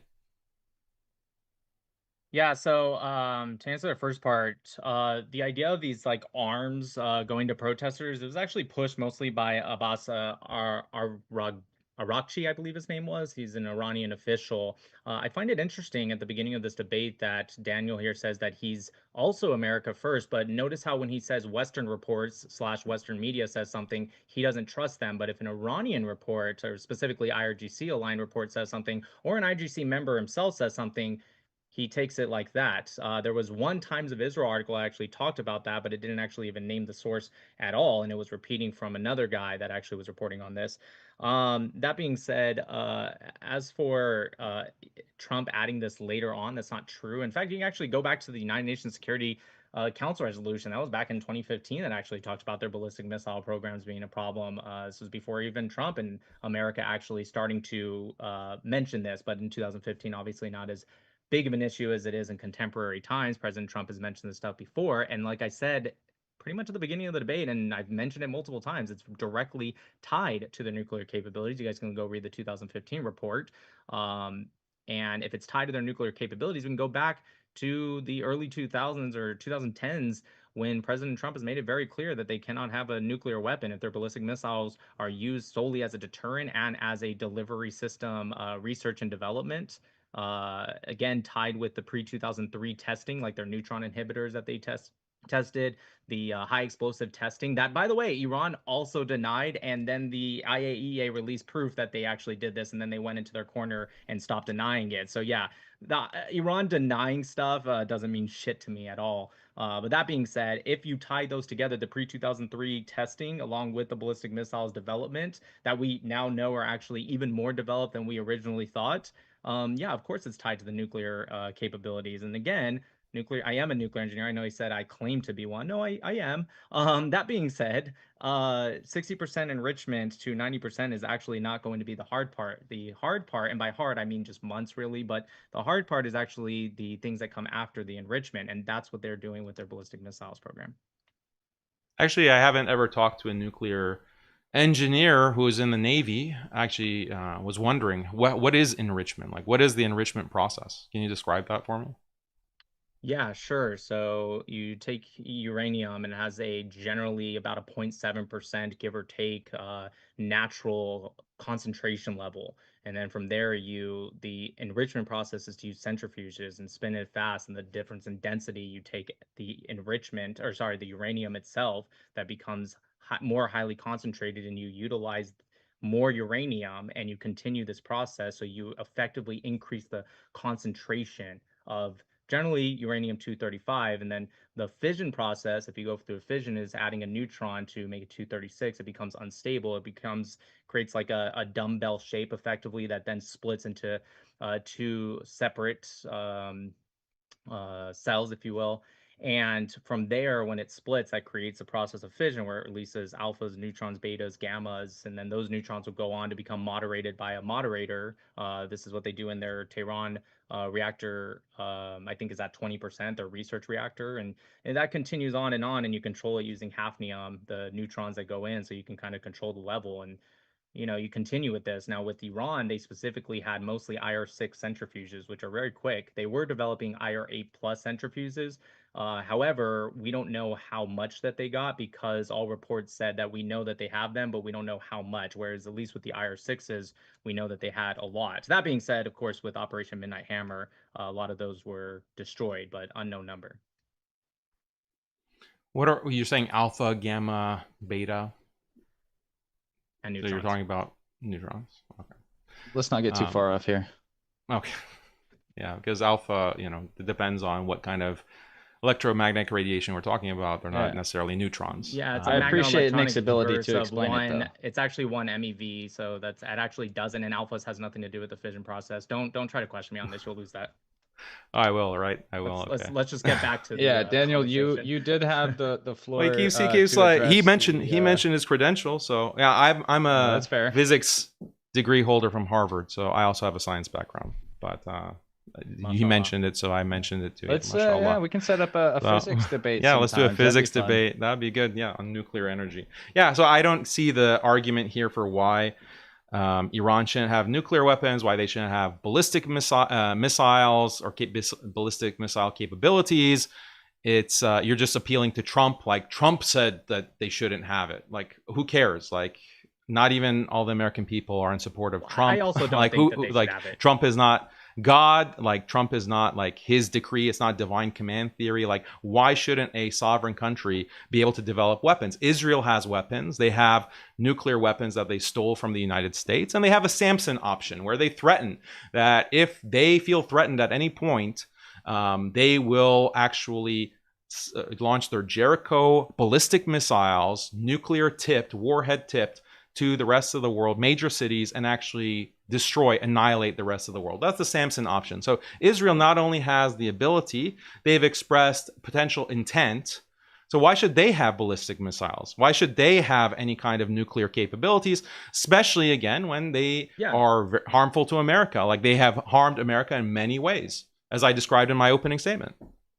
Yeah, again, if you want to, I don't know if you're changing the title again. If you want to have an argument on why Israel shouldn't have ballistic missiles, I'd be more than glad to have that argument separately, but that's really not the argument here. I don't know why you keep changing the subject. I get it. You don't think Israel should, but that is not proving your argument on this. So I'm just going to get us back to the conversation that we're supposed to be having once again. It's about consistency. I'm going to go it's about consistency. If Iran shouldn't have it, do you also agree that Israel shouldn't have it? No, I don't. I want to make it very clear that this idea of like you can call me a hypocrite, I really don't give a shit. I want more Americas. I want more Western ideology. I want less Islamism. I'm very much. How about Judaism? You want more I'm not Jewish. I'm not. Wait, Jewish, aren't you? Didn't you want to be a Jew? No, I have no idea. You didn't want to convert to Judaism? No, if I wanted to convert to Judaism, I would have started the process of converting to Judaism. I've never started the process, and still to this very day, I haven't started the process. Why are you quoted in an interview as wanting to be Jewish, but your rabbi said, no, don't convert, just practice Noahide laws? Like, this is an interview. Israel Hayom. Rabbi. So I don't, just so you know, I don't have a rabbi. I have no idea what you're referring to. What I've always said was I have expressed interest, but have never gone through with it because I do not believe in rabbinical Judaism. So it doesn't make much sense for me to convert just to try to change the religion. I don't believe in it. So maybe one day I will. I don't know. Why are we talking about this? You have a hard time staying on topic. Anyways, that being said, I want to. No, the point was your lack of consistency. Like that was the point. Okay, that was the point. Cool. Like, should America be supporting? Should America be supporting a country that subscribes to a religion as the official state religion that believes It's that not, Jesus Christ is actually. boiling in But hell in a vat of But, feces? okay. Yeah, it Okay, is. so Yeah, it let is. me just It's a let me just Jewish answer state. this real Like, it's a quick. Jewish state. Let And me just Judaism answer is an this. Okay, you have to ethno-cultural let me religion. answer. Yeah. You Yeah, can't ask Daniel. questions and let me answer. Just You stop. interrupted So me, please have a so little. you interrupted me, so I'm interrupting you back. Actually, Let me interrupt both of you no, just No, for a quick second. actually, say no, that Judaism actually, was my preferred no, religion. actually. All right, I don't want to have to mute anybody, but let me just interrupt for a second and just add that if Daniel, I think you believe the questions you're asking are on topic because of X, Y, Z. If you could just tie them to that a little bit more overtly, so that he's not as confused about why, and the chat's not thinking you're going in a different direction with the topic. Because if you're on topic in your rhetoric, then I would just like you to maybe keep it a little more clear, because we are on a time limit. I can explain it. Okay, But I let's know what's being let said. him I want to. respond first, Go and ahead. then we'll get it back Go to you. ahead. Oh, awesome. I'm gonna go back to what I was trying to do. Anyways, so yeah, the back to why we should support this again with the energy lanes that Daniel said, oh, but that's gonna be in the future. Yeah, it's not true at all. USA mentioned, I mean, the idea of all of these tankers that are actually coming to the USA to buy oil, tens of billions of dollars have entered our pocket that never would have. Even China is buying oil from us. And with the Straits of Malacca, for example, the Straits of Hormuz isn't the #1 choke point actually in the world when it comes to oil. And China, their foreign oil, 80% actually goes to the Straits of Malacca. Even China is buying oil from us. That's incredible. The dollar won't collapse. Again, I concede the idea that Americans are not as ready for economic hardship, even though it's not really compared to areas of the rest of the world. I agree. Americans are very sheltered, especially Americans that have never even traveled outside of the country, some not even outside of their own state. So that's something I think me and Daniel can actually agree on. But that being said, the dollar won't collapse. The real has already collapsed. It's not even close. Inflation has been due to government domestic spending, not the war, actually. But that being said, yes, I agree with you about the gas prices and try to bring this back. I think we should support because, again, we're eliminating an actor that I don't want. Oh, that's right. You asked about do I think that Iran should have the right? No, I don't think they should. Pakistan, like North Korea with nuclear weapons is something that we don't like to see, but we are forced to capitulate because they have these nuclear weapons. I don't want another bad faith actor. But the one thing that we see with the IRGC that we didn't even see with North Korea, for example, is that they don't really stay in their lane. If you guys go look at Operation Cassandra in 2008, they were doing all the way in the Western Hemisphere, they were sending their terrorist proxy groups to do drug smuggling, weapon smuggling, and they were even getting passports to be able to enter into the United States, not by sneaking in, but by actually looking very legal with the passport and getting into the United States. And these were known terrorist operatives. Some of them were captured, but possibly not all. The report is unclear, actually, and we don't actually know. But this is Operation Cassandra, and they were using this money to fund terrorism around the world, and not just around the world, but especially in the region through, he mentioned the Houthis, Hamas, PIJ, Hezbollah, Syrian, Iraqi militia groups, et cetera, et cetera. And so this is not a group that just kind of stays in their lane that we might be worried that we have to capitulate to. This is an actually threatening group. And even if at very best case scenario, they are just doing it as a deterrent, we're still now forced to capitulate to a group that has made it very clear, unlike places like North Korea or Pakistan, for example, that consistently kill Americans. Over 1,000 Americans since their inception in 1979. And just the past 2 years, 50 Americans. Go ahead. Yeah, let's let Daniel respond to that. Yeah, Americans are getting killed because they are being forced to play police officer for the United States, for Israel, by going to wars in the Middle East. Like, that's why Americans are dying. So if you're concerned about Americans dying, you want to lessen the number of Americans dying, then you shouldn't be in support of this war. Already there's been many American casualties.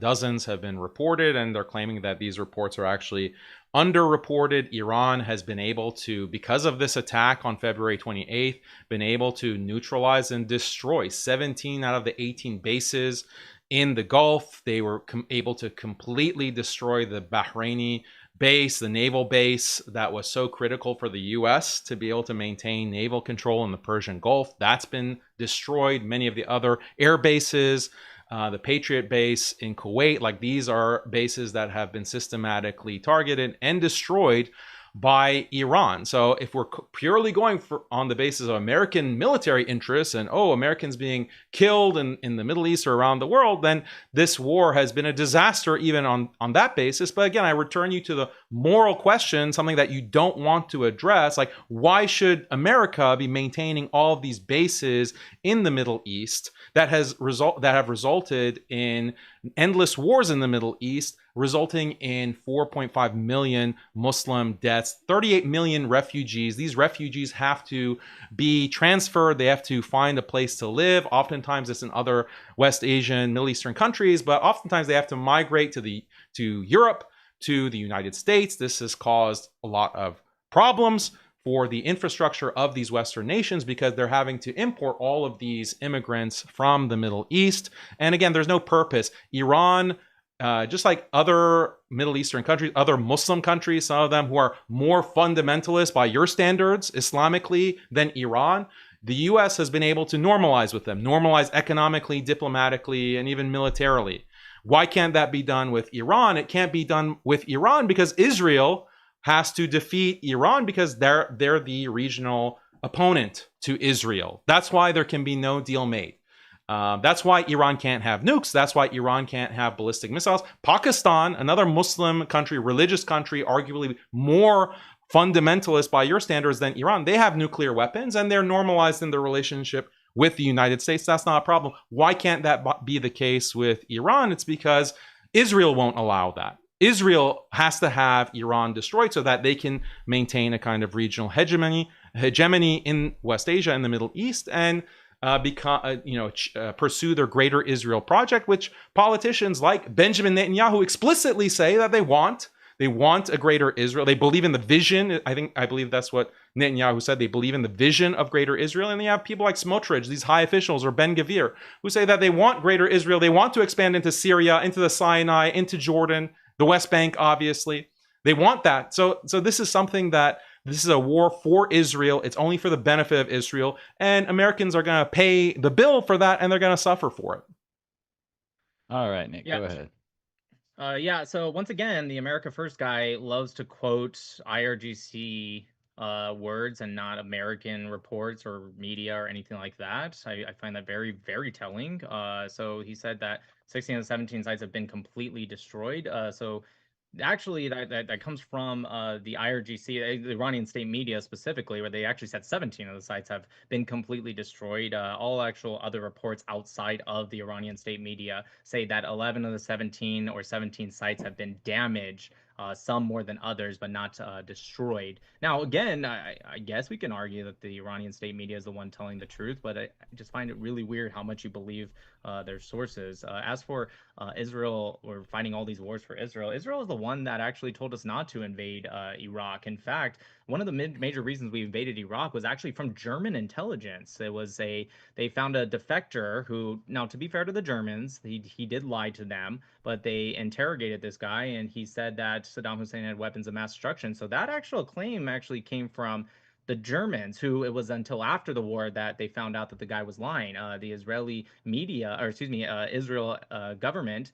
Now, to be fair, I'm not trying to pretend like they didn't like that. Of course, they didn't. They were not fans of Iraq or Saddam Hussein. But it was actually the chief of staff of the Bush administration that specifically said, and other officials as well, that Israel said, hey, look, Iran is actually the bigger threat, not Iraq. And we don't really recommend, although they're not going to go against it, but they don't really recommend invading. And when asked about the weapons of mass destruction from their intelligence, they said it's inconclusive, but they have no reason to believe that he restarted up the weapons of mass destruction program. So again, we actually got that information from German intelligence.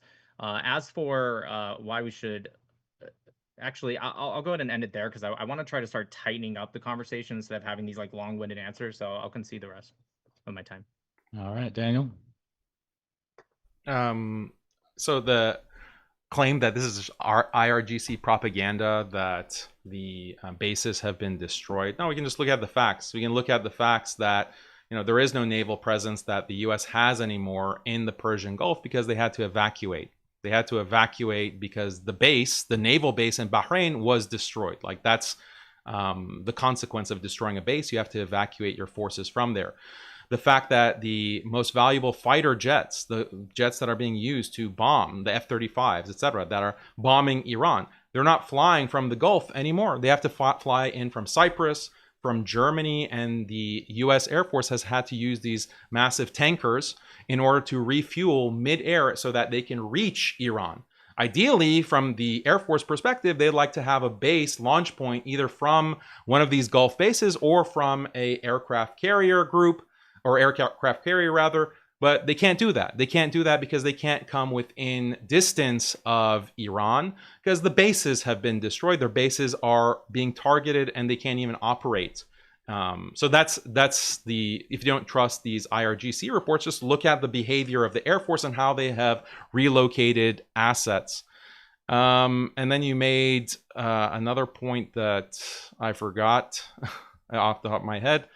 But yeah, the main point that I'm making in this entire debate is that there's no reason why Americans should want to attack Iran. It doesn't serve any kind of benefit for them. You haven't mentioned a single benefit to attacking Iran, to being on the side of the US government, which is controlled and owned by Israel.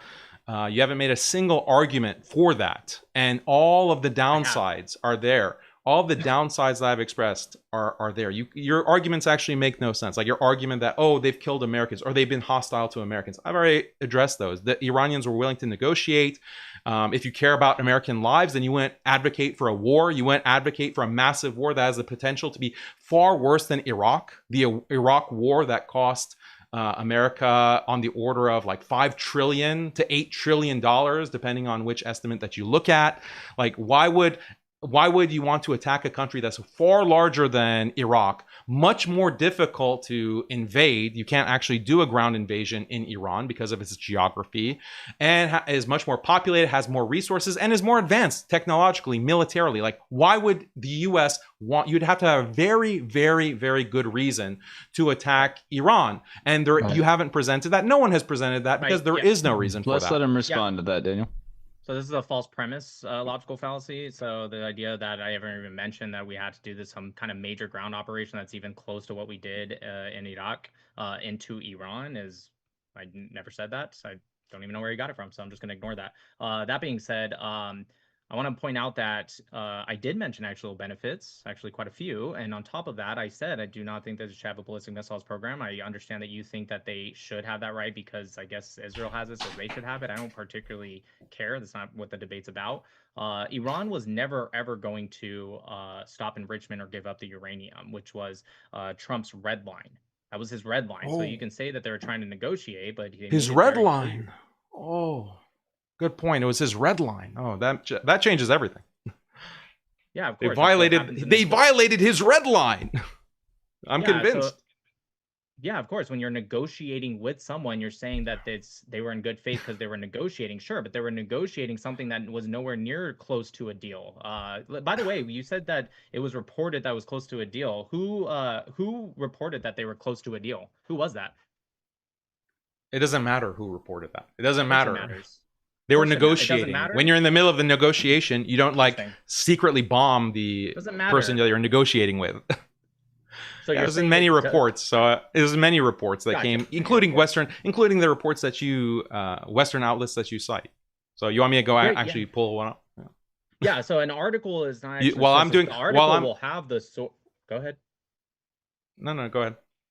Yeah, the article will actually have the source. That being said, I know what you're talking about. This was not substantiated by anyone in the administration that they are close. They made it actually very clear that Iran would not sway on the ballistic missiles program. They made it clear that they would not sway in the enrichment. Now, I agree with you. They might have swayed on how much they can enrich, but that was a red line for President Trump. You can say you don't like that that's his red line. You can laugh at that, but that's the guy they're negotiating with effectively. So it really doesn't make a lot of sense to laugh at that because in the end, whether we like it or not, that is who they're negotiating with. So it's just it's ridiculous to point out like, oh, they were negotiating so and they were so close to a deal. No, they weren't. They made it very clear. Iran cannot have a nuclear weapon, and Iran has to suspend their ballistic missiles program, which is very clearly being used in ties with their nuclear capabilities.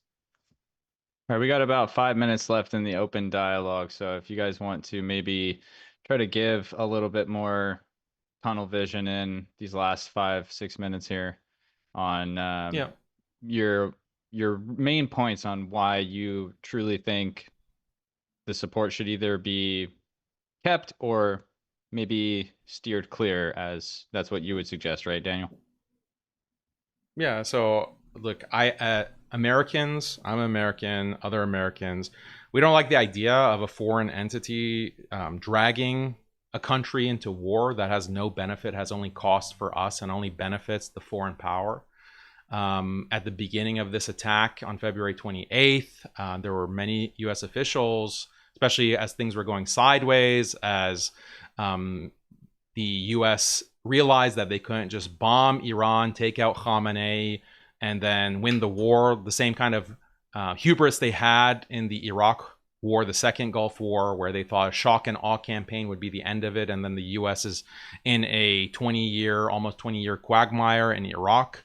So they were trying to backtrack, and they blamed Israel. Marco Rubio, for example, came out and said that, oh, well, we had no choice but to attack Iran because Israel said that if we don't attack, they're going to attack. And therefore, if Israel attacks Iran, then Iran will retaliate on our bases. And so why not we just attack Iran first? So he made it very clear, even though he didn't say explicitly that we attacked Iran for Israel, he made it very clear that the reason that this attack took place on February 28th is because of Israel's actions, Israel's decision to attack Iran, unilaterally deciding that. So this is not being a good ally to America. It's not being caring about America first or the interests of Americans. This is Israel first. This is for the benefit of Israel, Israel trying to be the regional hegemon and eventually the global hegemon, as it will have access to these major energy corridors at smack dab between 3 different continents. So this is not something that benefits Americans. Americans don't like to see their country and their leaders being pushed around by these Jewish supremacists, these bloodthirsty terrorists in Israel, and they're sick of it. And that's why the majority of Americans continue to be opposed to this war, and that number is going to go up. It's only going to increase, and that's what we can expect. It's going to be a disaster if what the indications are actually that the U.S. is preparing for another strike as we speak. So this is bad news. Yeah, thank you. Yeah, so Iraq was 8 to 9 years. I don't know why he said 20. That was stupid. Israel did this over and over is a false premise. He's been mentioning that. That's actually his major claim this entire debate and is yet to actually prove any of that. As for Marco Rubio, I can tell he saw the clip that people were posting on X and not the actual full interview, because 5 seconds after, where most people ended the clip, Marco Rubio specifically said, because he was actually asked, like, are you saying this is because of Israel, or did you strike early because of Israel's actions? And he effectively said no. What happened was that they got intelligence. It was cooperative intelligence, by the way. It wasn't just Israel's actions. And they had cooperative intelligence that found out that they were going to be doing meetings, and they were able, if they moved it. By the way, Israel didn't also want to attack during the day. They wanted to wait till that night or maybe even the next day, but they moved forward too. It wasn't like it was just the United States and just Marco Rubio saying that. It was also them, because they got intelligence, which we know to be true. It's not even like you can say that's not fair or that's not right, because we knew it to be true. That intelligence led to the death of not just Khamenei, but also many IRGC leaders. So that's what Marco Rubio said. Everyone, I challenge you to just go watch the entire clip. He says it right after, and there was also a follow-up interview where he reiterates it again. It's not because of Israel. So this idea that we're only in Iran because of Israel, again, he's made that claim the entire time, has not proven that whatsoever. And I get people on his side will just laugh and be like, of course it is, la, la, la, of course it is. But it's based off of a false premise. We are in a debate. I understand it's online, but still, debate, we try our best to hold classical debate rules. This would be points taken away based off of a false premise. It's just ridiculous. Yeah, the audience kind of scores it here. Okay. That being said, to support is because it's going to have long-term effects that are in the positive direction for energy lanes that we've already seen the effect on, not like what Daniel said, like, oh, that's in the future, and they always promise that. To also frame this as it's going to be anything similar to Iraq is also ridiculous, and I would be the Why would it be ridiculous? Why would it be ridiculous?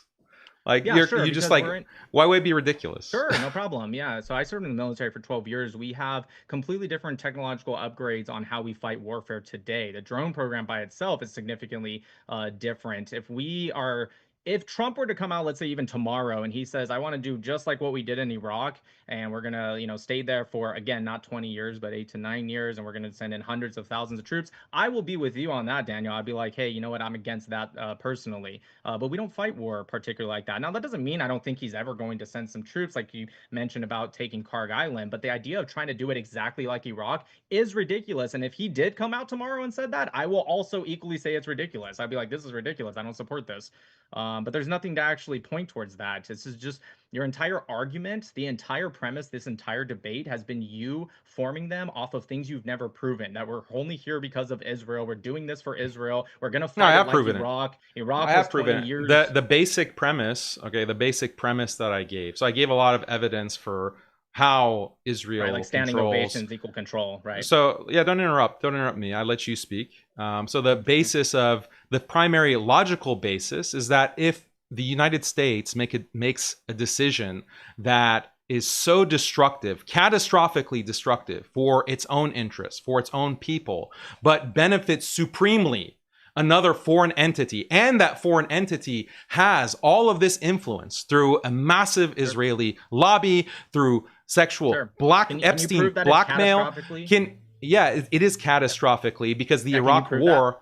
Yeah, you want to know how much the Iraq War cost? $5 to $8 trillion. Yeah, we have a basis. Well, so there's something. I thought you were a scientist. To rebut that real quick, or ask questions, Nick. I'll give you a solid one more back and forth for each of you, and then we'll kind of wrap. Well, I haven't finished my point. You still get to finish. Go ahead. Point. Go ahead, buddy.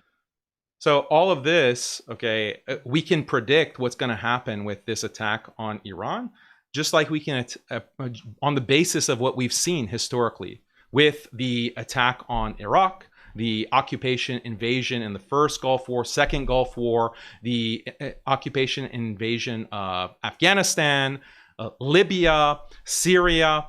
Okay, all of these countries that have been attacked in the Middle East, they have not made Americans safer. Okay, they haven't made Americans richer. They have led to enormous costs, just constantly ballooning costs. And this is a dollar amount. This is not something that we have to guess about. 8 trillion total. That's the cap number, the top number that is given for the war on terror. And who has this benefited? This has benefited the Americans? No, it has not in any way. And it has really devastated the Middle East. The people, you have expressed absolutely no concern for the loss of life that is caused by endless wars in the Middle East, bombing girls' schools in Iran, bombing these sports complexes, civilian areas getting devastated, the kind of crisis that's being created in the Middle East as a whole because of this war, desalination plants being hit and targeted. Like this is shaping up to be a ecological disaster because Israel's are also targeting some of these nuclear enrichment facilities and plants. So this potentially can be so devastating for people, loss of human life. You don't express any concern for that at all. You just have, well, Trump said this is the red line. Yeah, go ahead, sure. The reason thank you.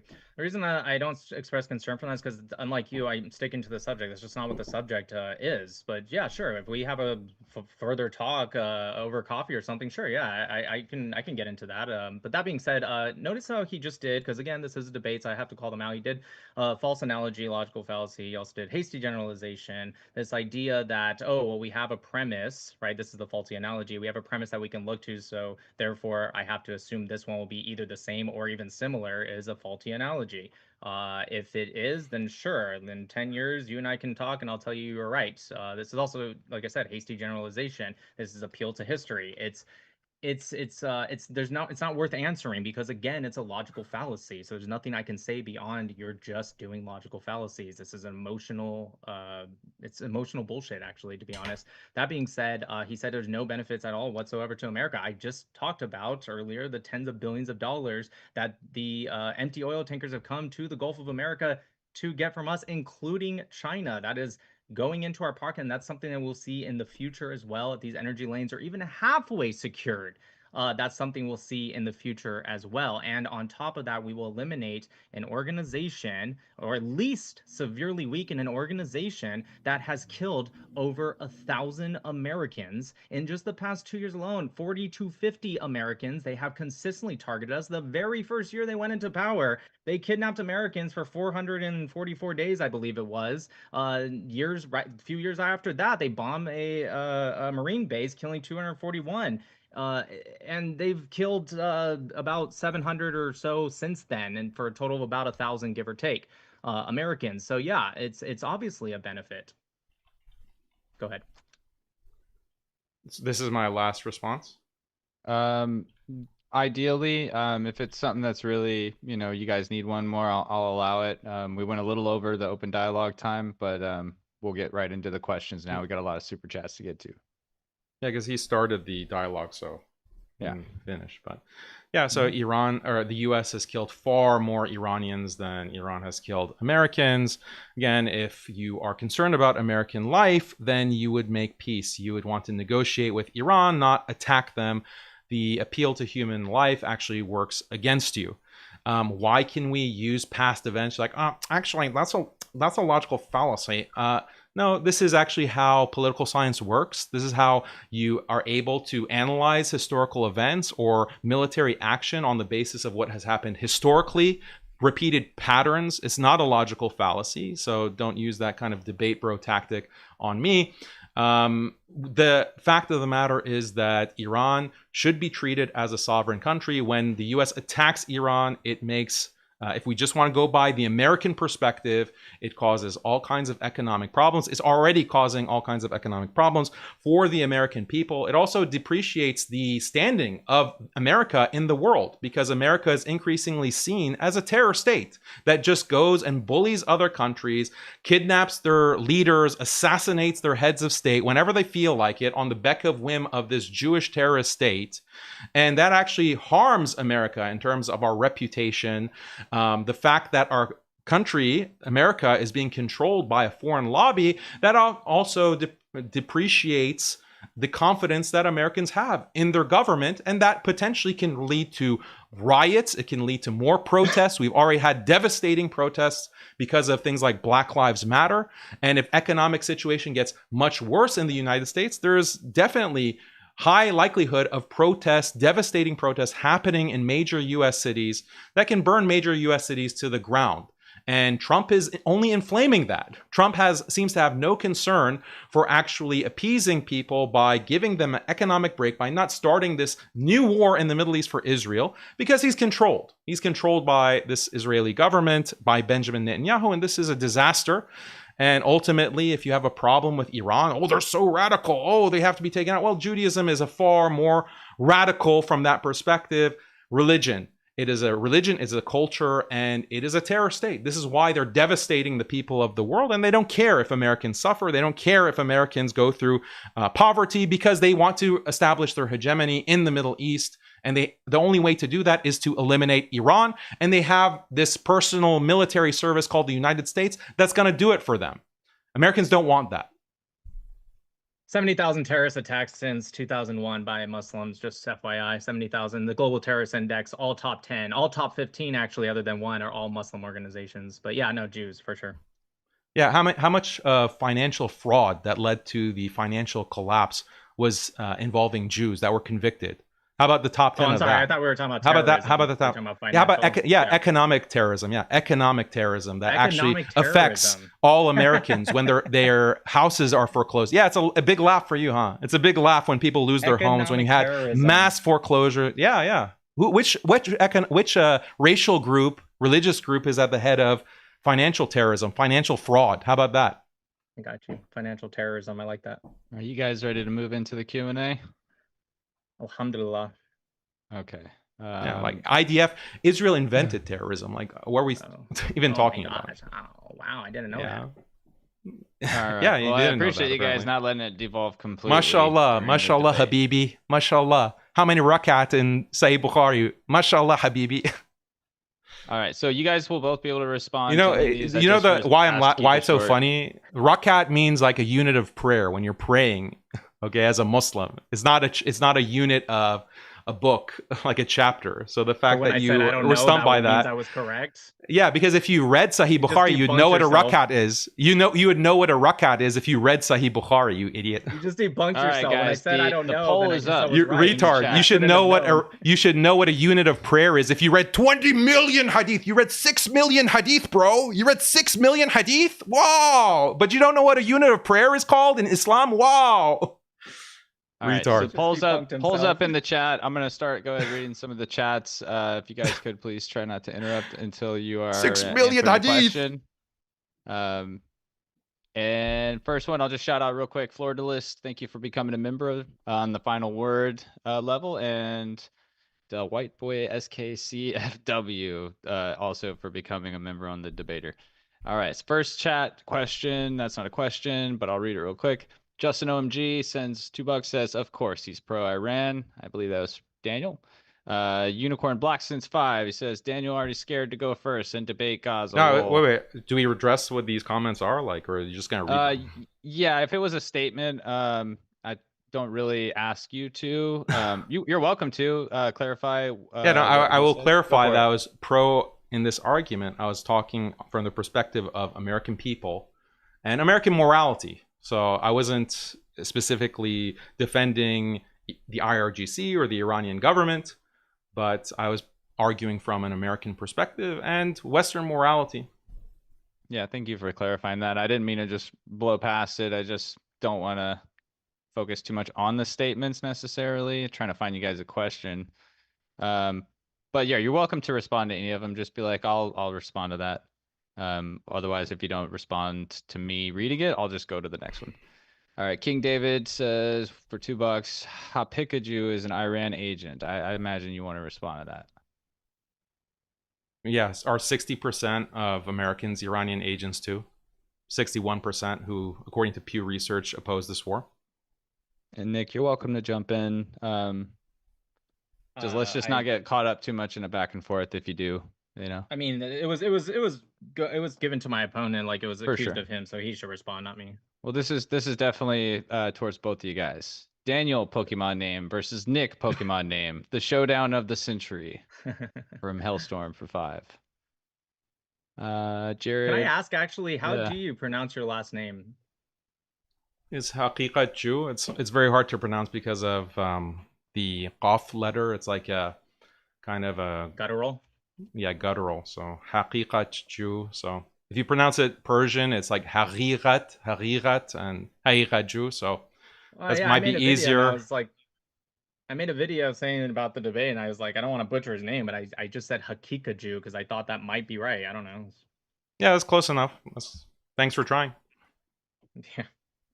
All right. And your name is Matau, right? Matau is correct. Yeah, I meant to actually clarify that for myself too, Nick. So actually, he got it right. 90% of people say Matau for some reason. Matau. Got it. Daniel, Jared Ferguson for 2 says, "Hey Daniel, please explain what a taqiyya is." Taqiyya is the idea. It's usually associated with Shia Islam. The idea that if your life is in danger, then you're allowed to lie about being affiliated with the Shia. If your life is in danger. So this is often used to claim that if Muslims say something like, oh, we don't believe in mass slaughtering Jews and Christians, that we're doing taqiyya, that we're just lying about it. But that's not actually what taqiyya is. You're not allowed to lie about religious beliefs, especially when there's not like literally a gun to your head. And yeah, so it's like a kind of anti-Muslim trope that's used. Understood. All right. Next one is from Unicorn Black for $2. Daniel, your lies about the Jews won't help you. Well, I mean, I brought all the receipts. I even had screenshots from Sefaria, which is the authoritative Jewish reference for the Talmud and the Torah. So I screenshot it, and some of the screenshots even have the Hebrew. So you can go and I've presented this kind of information for over 2 years now. I did one in presentation at Queens College actually, And there was a Jew, a very nice Jew in the audience, and she said, you know, I thought that you were lying, but as you were talking, I was fact checking you in real time, looking up these quotes and these references, and you're right. You know, you're not exaggerating anything. So as I said, like in the disclaimer that flashed in the screen, like before the debate started, that a lot of Jews reject these teachings. You know, a lot of them. There are Jews who reject those teachings. They reject, you know, like rabbis sucking the penises of little boys or babies. They reject the kind of rape as a weapon of war. They reject Israel as a state. So I don't have any problem with these kinds of Jews. It's just the rest of these radicalized Jews that believe in these tenets, or they just condone or they allow, you know, this kind of ideology to spread and to be weaponized in the state of Israel. That's the problem. The problem is the state of Israel because they're a Jewish state. Judaism is the religion that they're following. Yeah, Nick, you want to take a sec? Yeah, I want to point out, like in the Talmud, people saying like, you know, hey, I was looking them up as you're going and fact checking. Again, once the problem is that most people don't understand, even in Safaria, when you actually look, there's going to be bolded words and non-bolded words. The bolded words actually come from the original. Like for example, the verse that talks about Jesus Christ boiling in excrement in hell, it actually doesn't say that in the original with the Aramaic, Hebrew. It actually doesn't even say, well, first off, it doesn't say Jesus Christ anywhere, even in the English. It says Jesus of Nazareth, but it actually doesn't even say that in the original. It just says Yeshu. It doesn't even say of Nazareth. It doesn't say Jesus of Nazareth. It doesn't say Jesus Christ. It doesn't say any of that. But I agree, when you go on Safaria, because of added stuff from, you know, modern people, and it's not in bold, you might see something that says Jesus of Nazareth, which still wouldn't even mean Jesus Christ. It's actually a story about a necromancer raising 3 people. And the Yeshu figure, the third one that he raises, wouldn't actually even be in the timeline of Jesus Christ, which was around, most scholars say, negative 4 BCE, BC to 33, give or take. This one would actually be either the Yeshu that was part of Ben Pandera, a student, which was over 100 years, I believe, after Jesus, or it's talking about a philosopher, which was about 100 years plus before Jesus. So it's not even talking about the same one. And also, when you further go, it talks about how he was stoned to death, which Jesus Christ obviously wasn't stoned to death. He was crucified. Let this be the last point. We are getting so many super chats right now. I'm afraid we might have to go above the 2 I just wanted to the 5 point out the to complexity the 10s. of the Talmud. That's it.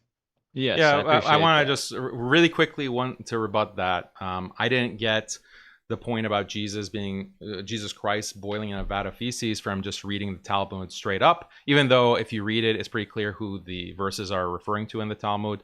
But I got from Peter Schaefer, Jewish professor at Princeton University, who wrote a book, Jesus in the Talmud, and he's the one who describes that, yes, this is about Jesus Christ. Yes, there is a burning hatred for Jesus Christ because he's seen as a adulterer who misguided Jews and drove them to adultery, or idolatry rather, and witchcraft, and his mother was a prostitute or adulteress.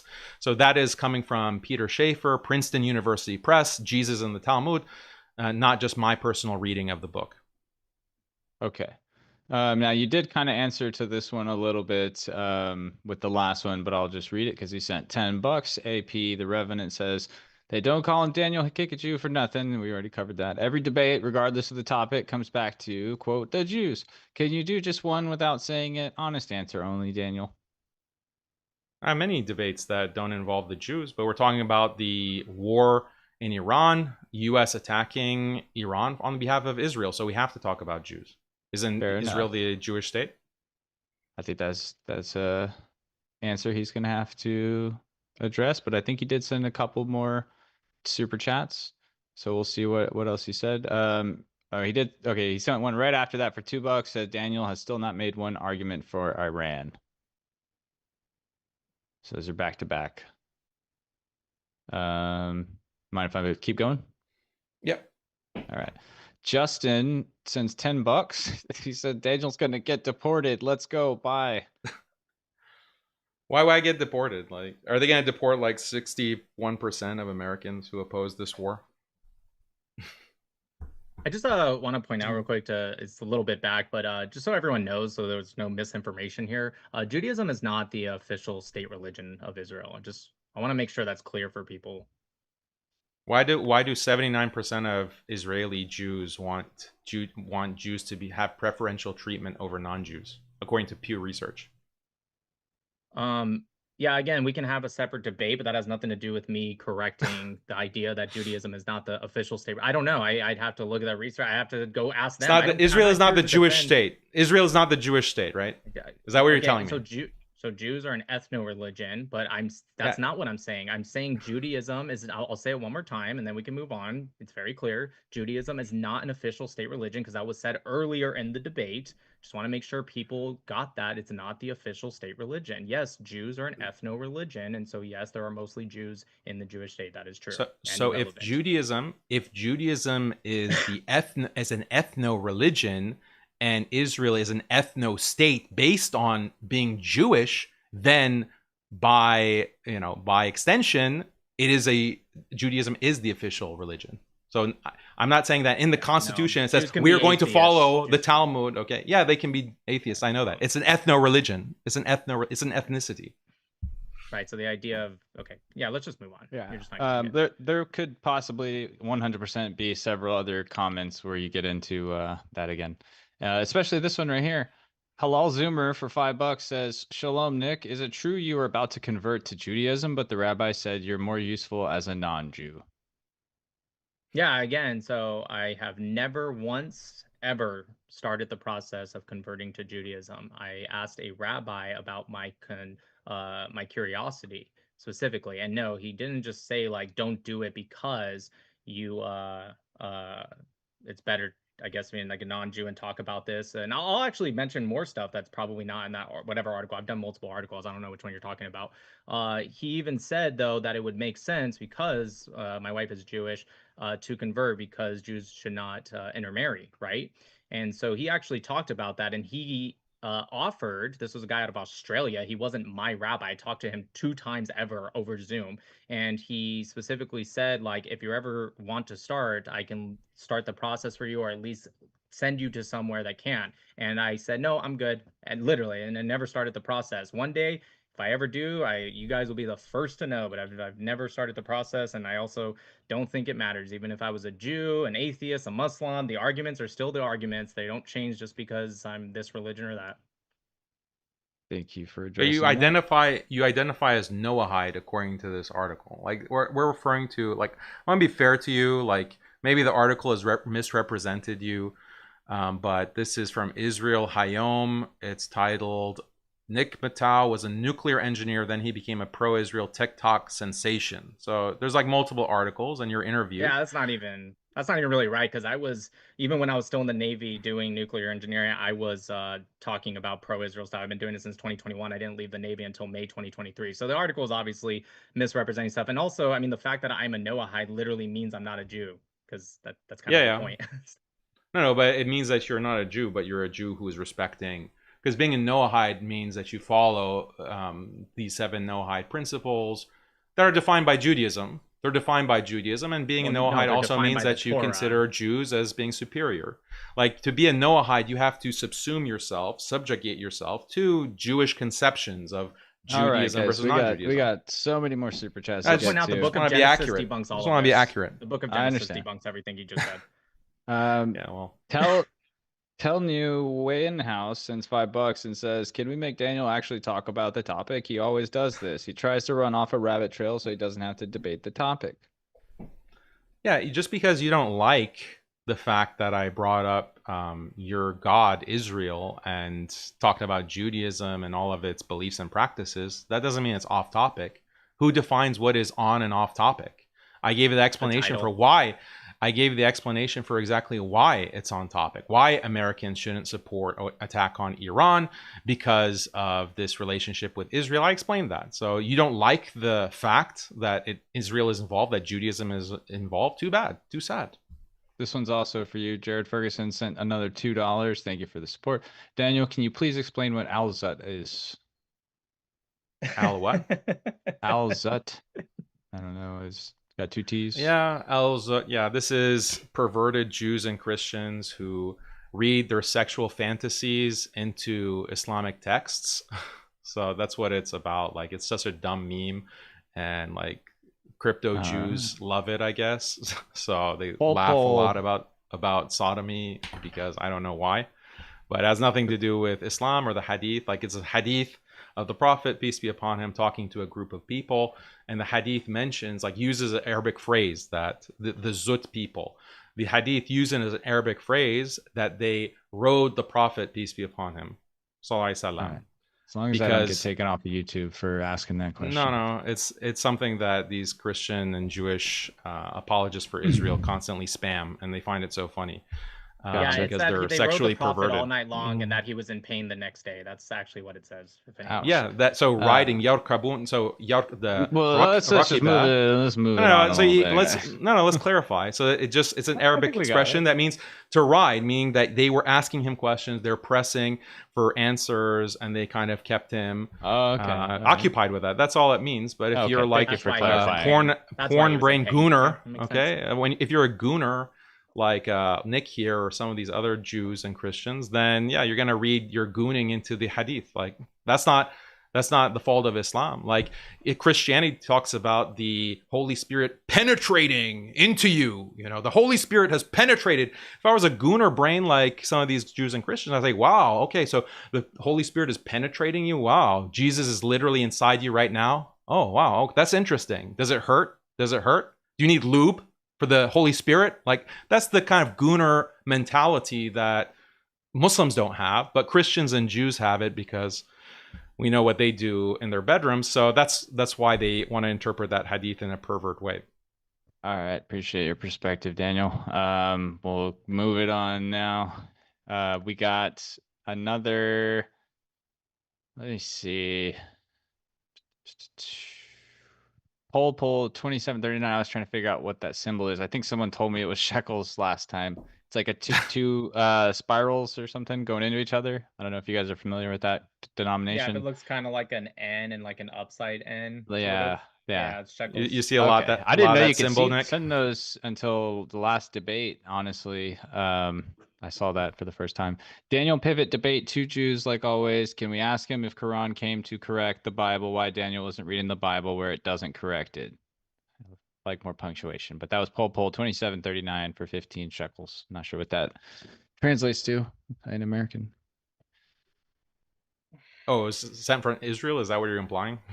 I'm not sure. Is that where shekels are a currency primarily, I would assume? Yes, Israel and the Palestinian territories as well, because they don't have their own economy. Well, just to go back and ask it again, it was to Daniel. Why did the Quran come to correct the Bible? Or if the Quran came to correct the Bible, why aren't you reading the Bible where it doesn't correct it? It's a little confusing of a question. What it means, anyways, yeah, we'll move on. Justin O'Dizzle, since $5, says, should Americans support any Muslims in their country? How about that prompt? Or how about that prompt? Yeah, I mean, you can debate it. Should Americans support any Muslims in their country? How about that prompt? Yeah, I mean, if you want to... Yeah, should America support any Muslims, or should they be expelled?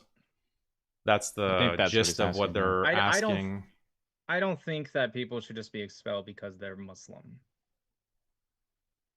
Yeah, I don't think that Jews should be expelled just because they're Jews. Like, it depends on what they actually believe. Like, do they actually believe the Talmud, or they believe in like sucking baby penis? Like, I think that's what should be a basis.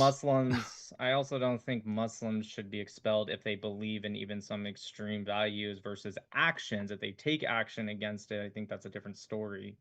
But I don't know, because then we can just say people believe what you think you're reading into, and then it gives you excuse to expel people. I don't know. It's a slippery slope. Yeah, for sure.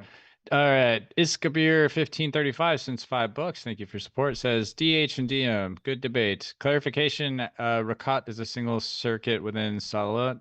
Surah is a chapter in the Quran. There are 114 surah in the Quran. Does that sound accurate, Daniel? It is 114. Okay. Anyways, they just wanted to, I guess, tell everybody that. Max21212 sends $2 and said, how old was Aisha when she got married? There's no question mark on that, buddy. She was married at 6, consummated the marriage of the Prophet, peace be upon him, consummated when she was 9. Watch the many debates I've had on this topic. And, you know, the people who ask these questions, like, they have no problem with the age of consent, actually. between male and female, or two males or two females, being, you know, in the 9, 10, 11, 12, if puberty happens and you're in elementary school and you want to have a boyfriend or a girlfriend, no problem with that. Like, that's why they have sex ed as early as 6th grade. And now in many, especially lib states, blue states, they have sex ed in kindergarten, because they believe in this kind of sexual freedom for, you know, discovering yourself, even in elementary school. And they don't have a problem. They're not calling for the age of consent to be raised between like children or teenagers to 18, 19, 20. So they're fine with children having sex, even at the ages of 9, 8, 9, 10 years old. If that's when you go through puberty, that's when you want to experiment. They only have a problem when you bring marriage into the question. When you say that marriage, it should only be under married circumstances, that's when they have a problem. So this is a hypocrisy from Western liberals. And again, it's looking at Islam, not Judaism. Judaism, the Talmud in multiple passages says that intercourse with a 3-year-old is acceptable. Okay, let's let Nick respond to that real quick, and then we got to speed through these because there's so many. It'll be real quick. It'll be real quick. First off, I don't know anyone in America that is totally fine with 8-year-olds having sex, especially if it's with someone in their 50s. I don't know anyone, and if there is people that are okay with that, they're equally disgusting. And I like any Muslim to point to one that we consider a prophet and the most perfect man that 2 billion people consider to be a prophet. So even if you could point to one that was okay with that, they're not a prophet. Also, the Talmudic verse of the 3 years is specifically about the halachic status of a woman. It's not actually giving consent. The Rambam specifically says marriage and sexual relationship happen up to 18 years old. And it says in that Talmudic verse later that that person should be killed because of what they did. But it's talking about the halachic status because their hymen would go before 3 years versus after. That's what it says. Yeah, false. Right. Just Jewish propaganda. Talmud Nida 44b says specifically, explicitly, I'll read it. A girl who is 3 years and 1 day old, whose father arranged her betrothal. You know what betrothal means? It means for marriage. Is betrothed through intercourse. Okay. Right. So, and then it talks about the halachic status. Okay, but that doesn't change that the intercourse is allowed. The intercourse is allowed, and the Talmud says that or explicitly. So not only in Nida 44b, but someone's gonna have the last and by the way, no matter what on these guys. So yeah, that's fine. We got to move it on. John Ruck, thank you for the 2-month memberships. And they said, thank you, MDD, mods, and debaters. That's you guys. USA for Jesus is God. Justin O'Dizzle sends another $5. No, wait. That's the same exact question. I appreciate it. Not going to read it twice. AP the Revenant sends $5. Says the title should be, or the title is, should the American people support the U.S. government or Iranian government? Or as Allah made it appear so. Alham to Allah, common Daniel. It doesn't like, I don't know why there was such a big deal made like on your side about the title. Like on your side, it doesn't matter. Like either way, you're arguing for the Trump administration attacking Iran. Of course, you don't like the significance of the title is it's for me so that I'm not pinned into the corner of supporting the IRGC regardless. Like I'm arguing from the perspective of an American interest. That's what I limited myself to in that in this debate. So the difference for you is inconsequential. What the title actually is between support U.S. government or Iranian government or. Sounds like we're all on the same page. That's why I that now. Daniel does not. Yeah, but you're making a big deal. Like you're making a big. You're making a big deal as if like, oh, I completely like tripped you up. You did earlier in the debate. Earlier in the debate, you're making a big deal. Like, oh, I have to debate a new topic. No, it's the same topic as far as you're concerned. All right, Amir the Cricket sends 15 shekels. Israel controls America again? Bring proof, please. Not claim that lead to nowhere. Proof number 1. Shalom. Shalom from Tel Aviv. All right, Messianic Maccabee sends $5. Sahih al-Bukhari 5134 quote that the prophet married her when she was 6 years old and he consummated his marriage when she was 9 years old. Okay, we did talk about that. Yeah. Thank you for now let's talk about the Metzitza B'Pah. The rabbi sucking of babies. Let's talk about for the sake of why'd you know that so well? You know that so well. Were you expecting if you converted you'd get sucked by a rabbi too? Sorry, man. Sorry. The rabbi is not going to suck you. That's for babies only. So if you converted, the rabbi wouldn't suck you. Okay. Yeah. I know it might be the just know same how to size as a read. baby's. It might be the same size as a baby's, but the rabbi's not going to suck you, bro.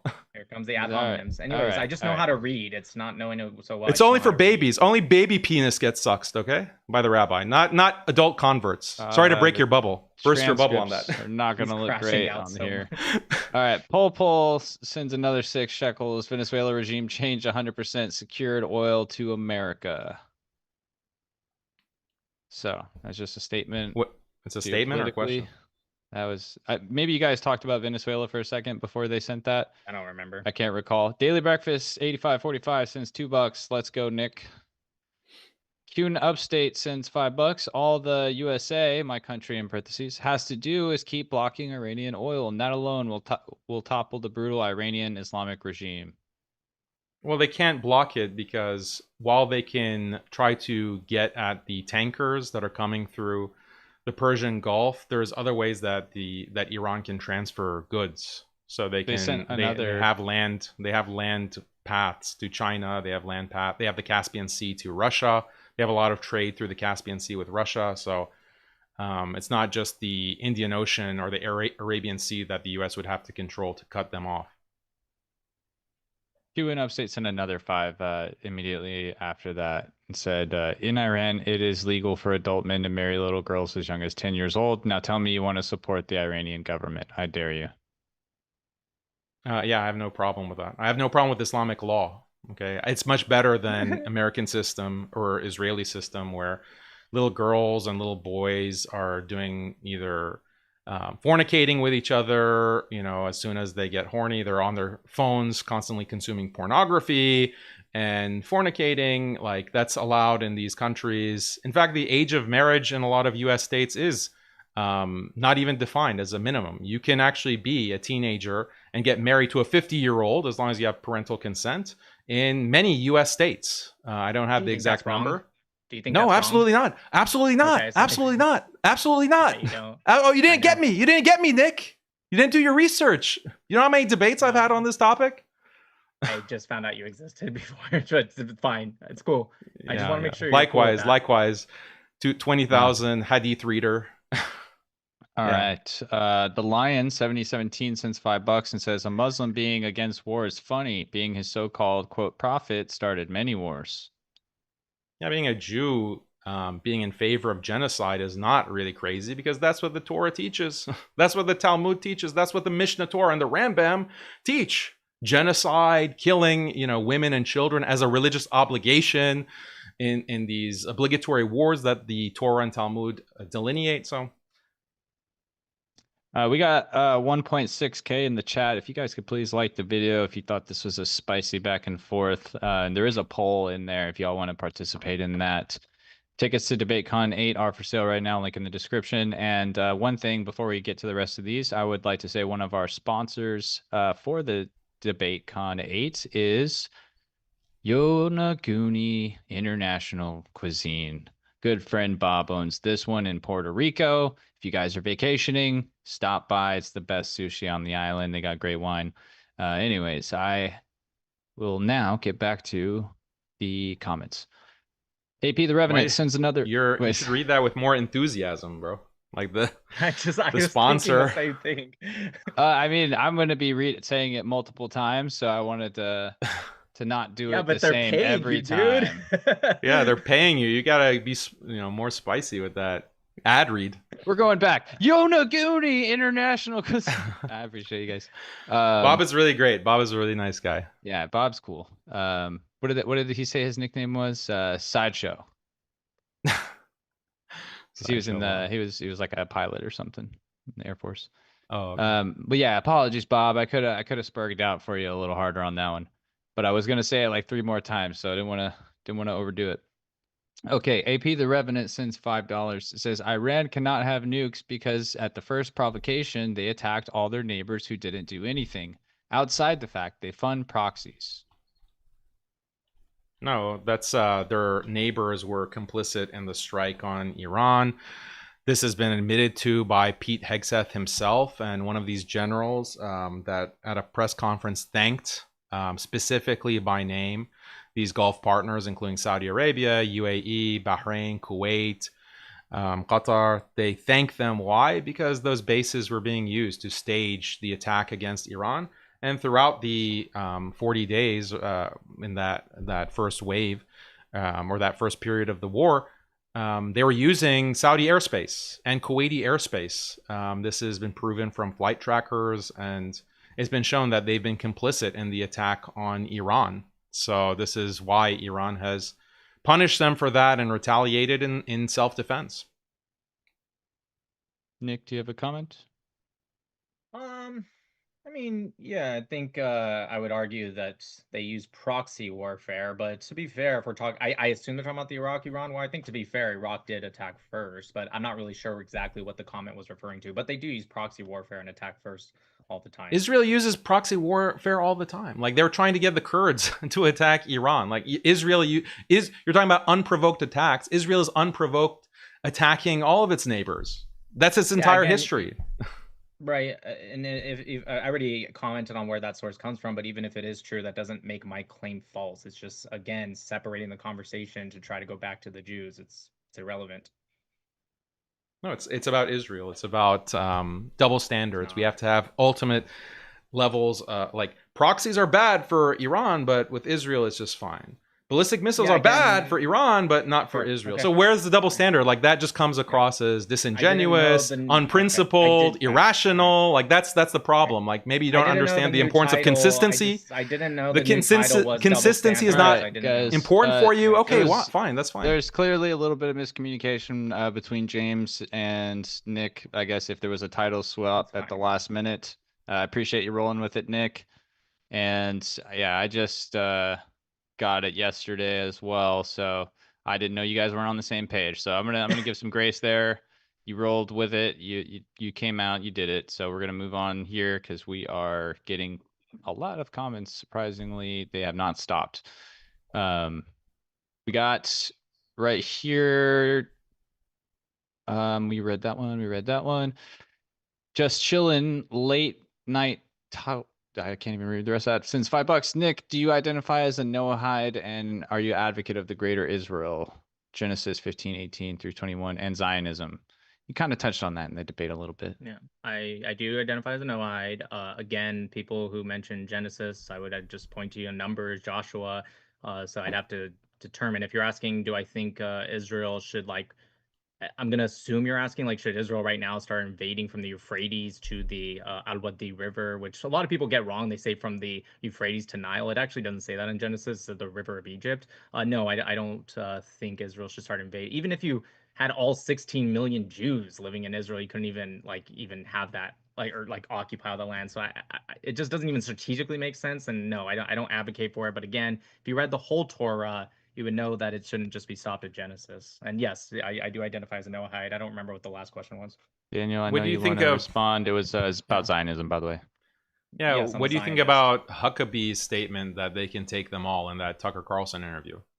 They can take it all, Huckabee, whether he was accurately referring to the Bible or not, he said between the Nile and the Euphrates, said they can take it all. Israel can take it all. So what do you think about quick answer to that, and then I'm gonna move on. We'll have to leave him with the last word. Mike Huckabee is an individual. Great, cool.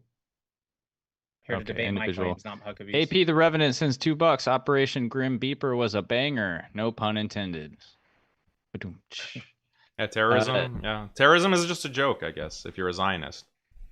No, it's just a joke. It's just funny to just blow people up with their personal products. Yeah, I wonder what other personal electronics Israel has rigged for Americans. So Americans should be very worried. Like, what if it's not beepers? Maybe it's some other personal electronic, like smartphones that have been rigged with explosives. Israel has demonstrated their willingness to commit this kind of terrorism. So I think that's another reason that Americans should stop supporting wars in the Middle East. Smartphones that Israel sells, right? Just like how they sold those beepers. Everyone knows Samsung is not. Those weren't Israeli beepers. Israel they weren't product. Created the company and sold it to Hezbollah and sold it under different.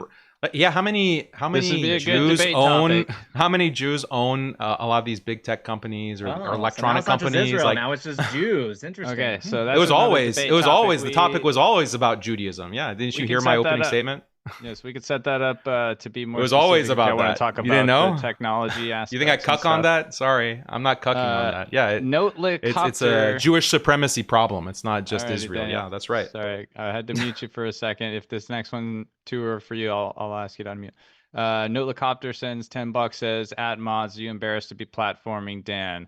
I think everybody should be allowed to submit their argument to the table and have it challenged if someone wants to do that. No one should be left in an echo chamber or on either side.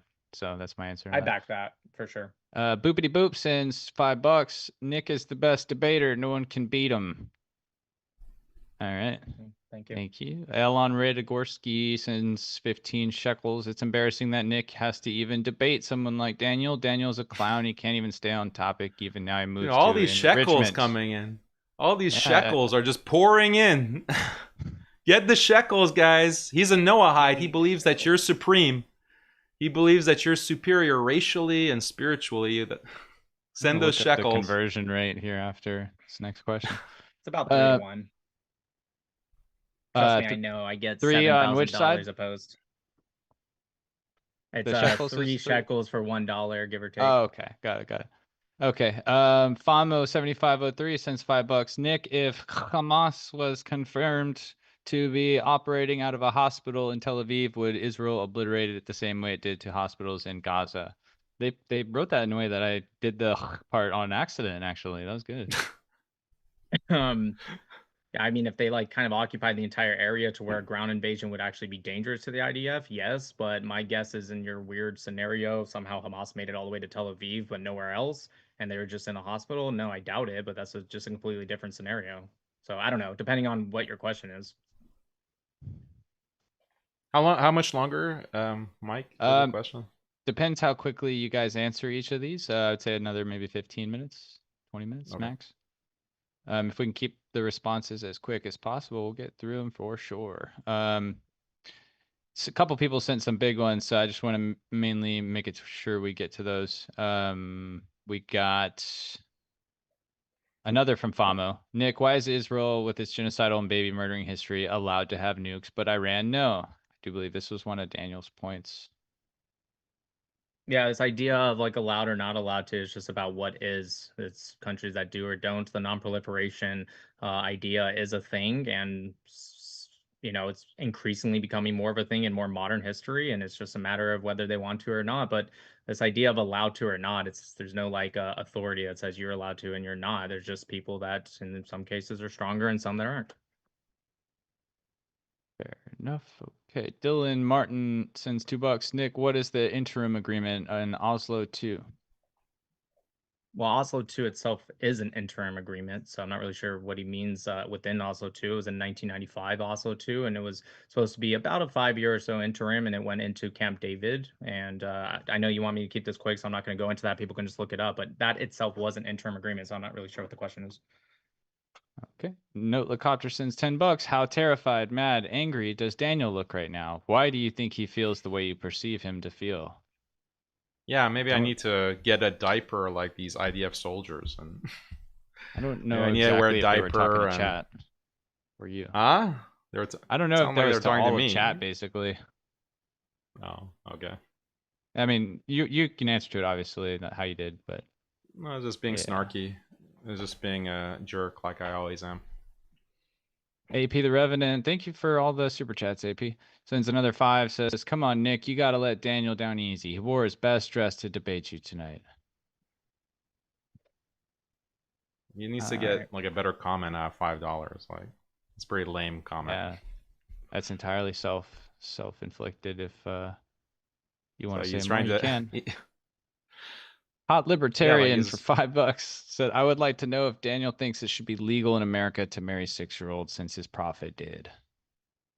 Well, like I said, I had an entire debate on this topic, and I argued for that case. I argued that you have to have marriage, you have to have a consent from the parents. This is argued, and this is the historical reality in America itself, in Europe, in the entire world, according to all religions, all traditional religions, including Judaism, including Christianity. The age of marriage in Christianity, according to canon law, was 12. according to sources within like early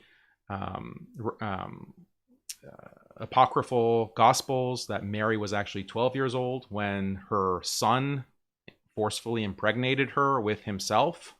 So this is part of Christian tradition. This is part of Judaism. It's part of even beyond the quote unquote Abrahamic faiths like Hinduism, Buddhism. They all have this kind of marriage at puberty.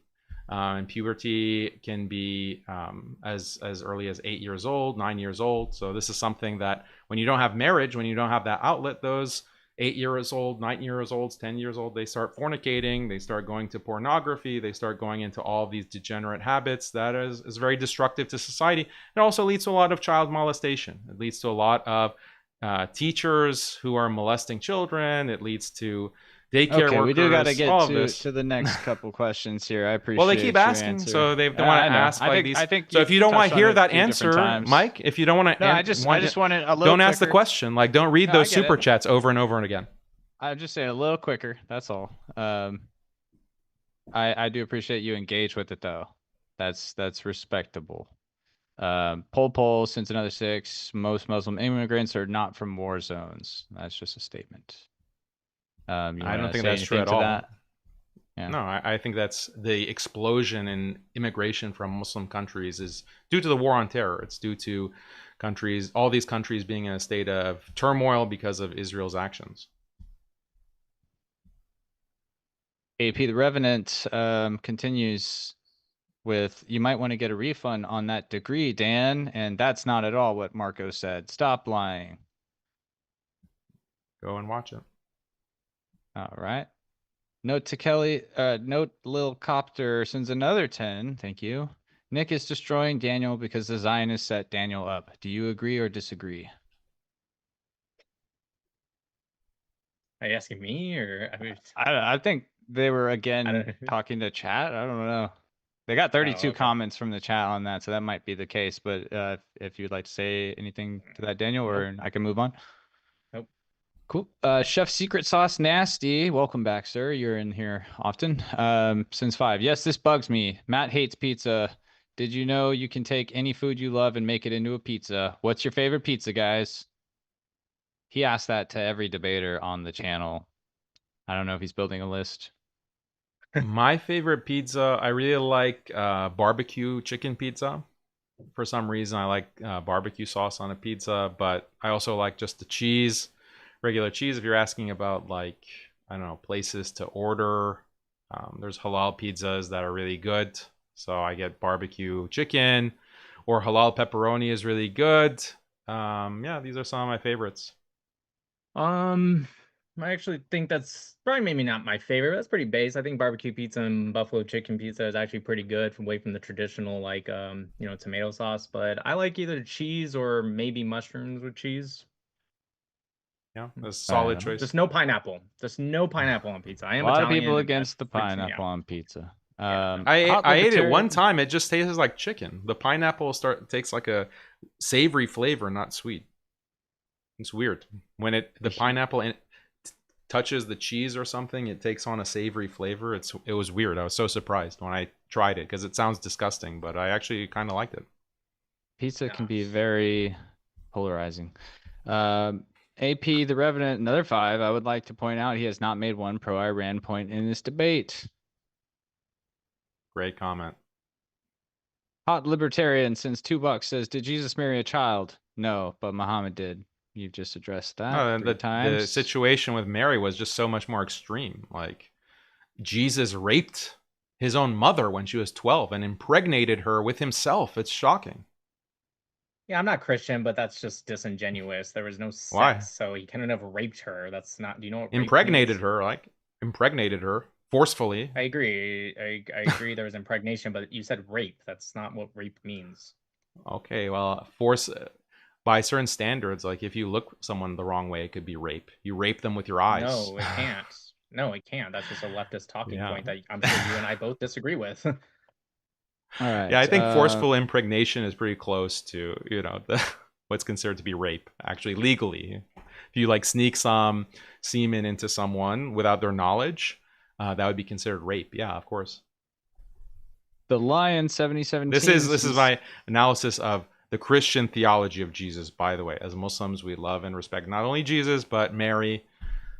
This is Christian theology that I'm criticizing and lampooning because these Christians want to keep insulting Islam. So we have to respond in kind. The Lion 7017 for $10 says, Daniel, you are right. It is a waste of time for the USA to be in the Middle East. Islamic countries have never and will never be democratic or free. We stay here and Islam can stay over there. Yeah, when is the United States going to be free from this kind of Israeli lobby and this kind of Jewish supremacy? That's my question. If you're American, that's what you should care about. Daniel, Popol, another 15 shekels. Daniel's idea of America first is to ally with Ansar Allah to get free GAT and women in black trash bags and zero technology. He made a video on that. Yeah, I'm sure that was it. How's the bunkers in Tel Aviv, by the way? I was like being in the bunkers for 12 hours a day, but intermittently, like every 2 hours, you have to jump into a bunker. Was that really fun? Bet you had a lot of fun with your buddies there. People in the chat are telling me they can change their VPN on their phone to Israel, and it auto converts this to say it's in shekels. So I don't know if they're doing that to troll now. Well, they're all like pro-Israel comments and anti-Iran comments. So I've seen a lot of pro-Daniel comments as well. Don't worry if you go back. There's a lot of disparaging comments about the moderator, that guy. Modern day debate is like such a Zionist platform. It's like shocking. Like I'm used to it, you know. I get flamed. I'm not involved in no, I know you're politics. not. You're not. I know. I'm not accusing you, but I'm talking about like the fan base. So just a lot of that's just the, you know, I'm just pointing that out. Mina5S sends $10 and says, low IQ individual. Great job, Nick, for wrecking him. Illmatic Adam 6108. I like more questions. So if I'm gonna stay here, like just for you to read, they sent the money, so I'm just trying to get it. So, but what I could do if you are on, so only like just prioritize the questions, and then I'll leave. Like you can, after I'm gone, you can read as many of these, you know, comments from Tel Aviv as you want. We did get a question here for. Let me read some of the larger ones that I'll prioritize. Man, stop.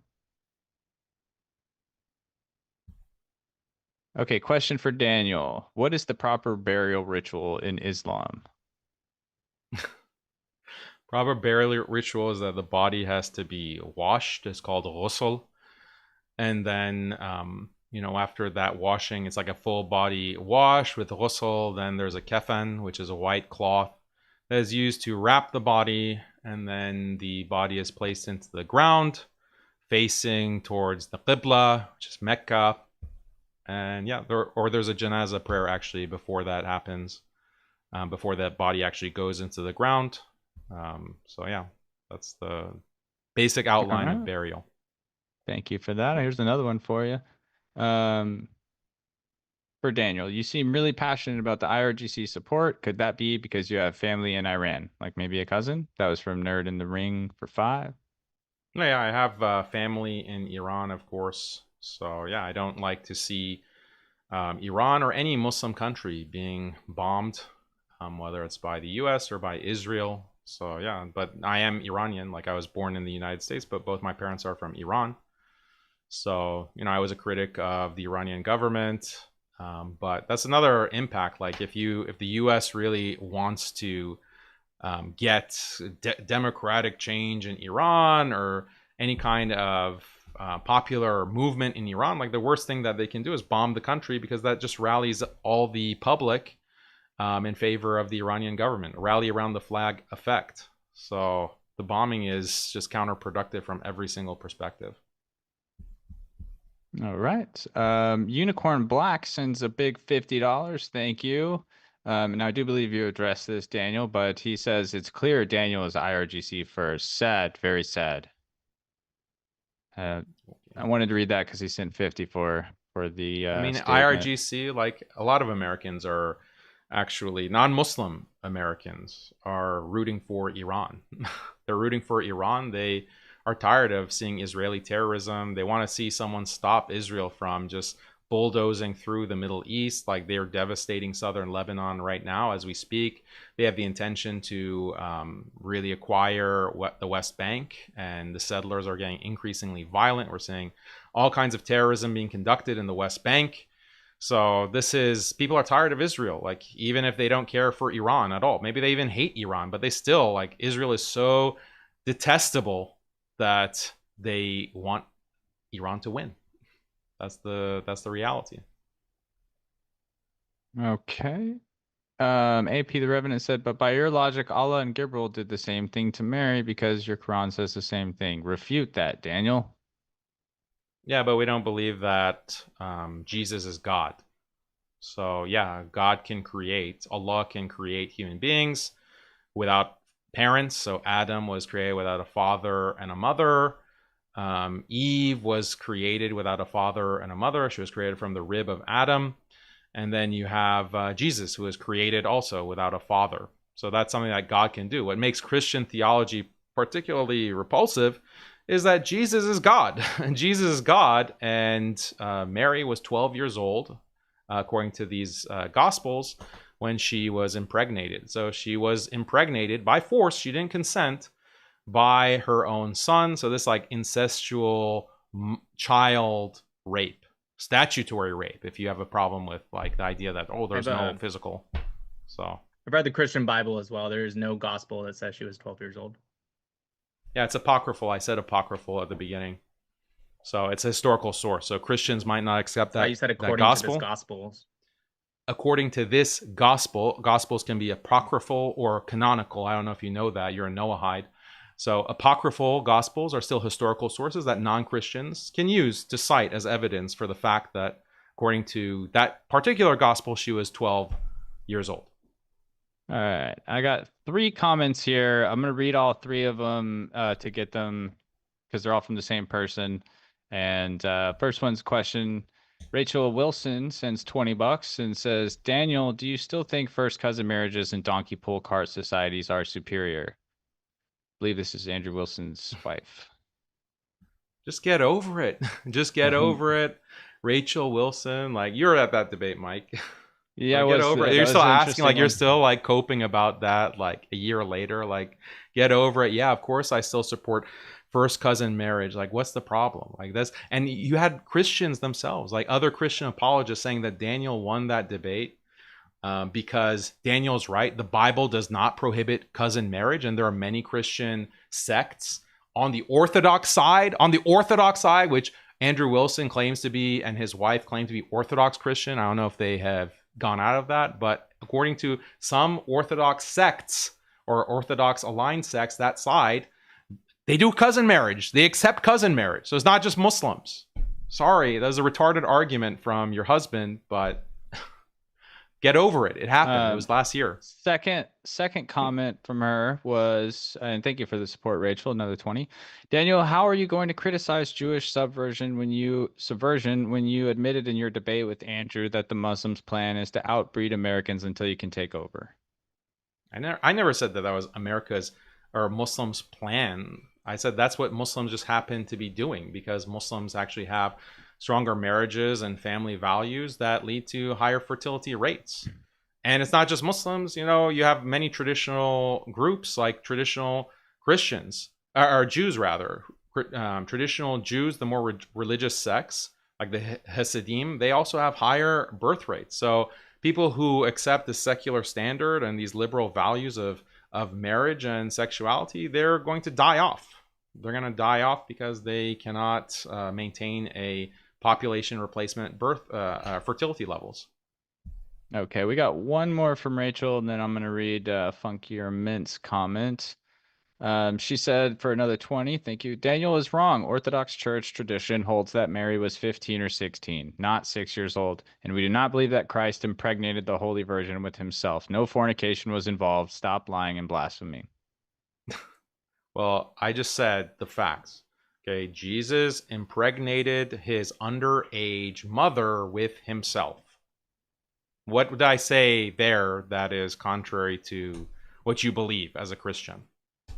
And if a son impregnates his mother, is that not incest? Like, is not like in some conception incest, incestuous, maybe incestuous. So I mean, that's your theology. If you're so offended by it, then leave Christianity. And she was like, oh, she was 15 years old. Okay, that makes it really different. Okay, let me find Funkier Mint's comment real quick. Just give me a couple more minutes, Daniel. We'll get through a lot of these. Funkier Mint sent 20 says, Daniel, in your 5v1 debate with me, you admitted that given the ability and mean, Iran would and should oppress Christians in the U.S. Why are you here saying they are not our enemies? I said Iran should oppress Christians in the U.S. Was that what you said? That was the claim. Is that the comment? Mm-hmm. When did we talk about Iran? This given is the first the ability debate on, and mean is what he said. When did we even talk about Iran in that 5v1 surrounded? Like, that was about Islam, not about Iran or geopolitics. And I think just answer now. Do you think Iran should oppress Christians in Iran? Depends on what you mean by oppress. Like, if you mean pay jizya, yeah, they should pay jizya, and they should not have the same rights as Muslims. I don't believe in absolute religious freedom. I think that the idea of religious freedom is just a liberal construction that has no actual meaning. In secular countries, the belief system and worldview that is legalized and imposed on the public is a atheistic, secularistic, materialistic worldview and belief system. That's also imposed, and we have to pay jizya to that system. We have to be second-class citizens as Muslims, Christians, or Jews to that system. So no religious person, especially not a Christian, especially not a Muslim, and certainly not Jews, should be in support of like this kind of secularized imposition, being a dhimmi for the secular system.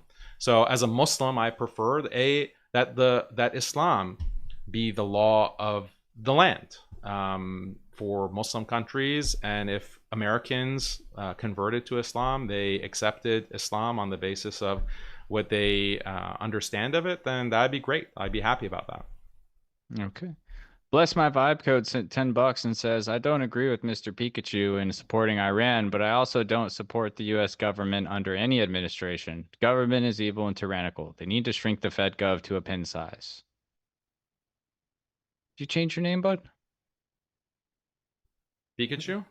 I mean, again, these are like, these are not, they're like insulting me by saying that I dress nice and that I'm, my name sounds similar to a beloved character in this Japanese cartoon. Like, these are not hurting my feelings, guys. That's the way to deal with most insults right there. I think it's the right attitude.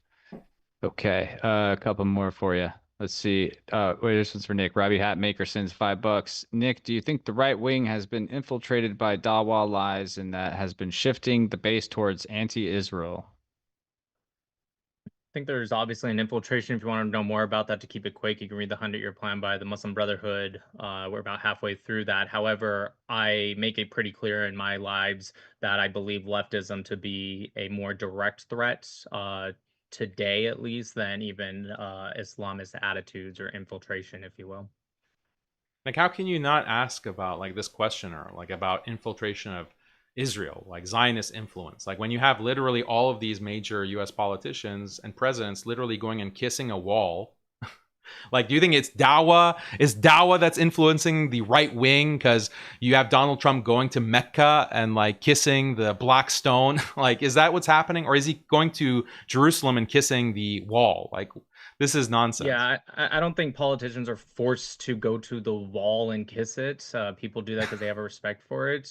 If Mamdani does the Hajj and goes to the Kaaba, he's Muslim, he's Muslim, right? Yeah, he's Muslim. Yeah, he does it as a Muslim. Trump is not Jewish. Obama is not Jewish. George Bush is not Jewish. A lot of Christians love Jerusalem as well. It's not just a Jewish thing, but okay, whatever. Let's just move on. It's just out of love. Yeah, they just love, to do these religious rituals because these guys are so religious. Donald Trump is known for his religiosity. I'm sure it couldn't help. So this one's actually probably the only comment that I've seen like this. Even Lord 7825, shout out, he's commenting on here, sends $5. Nick is an up-and-coming debater, and Daniel is an intellectual heavyweight. While I have a different opinion, you're both high-class debaters.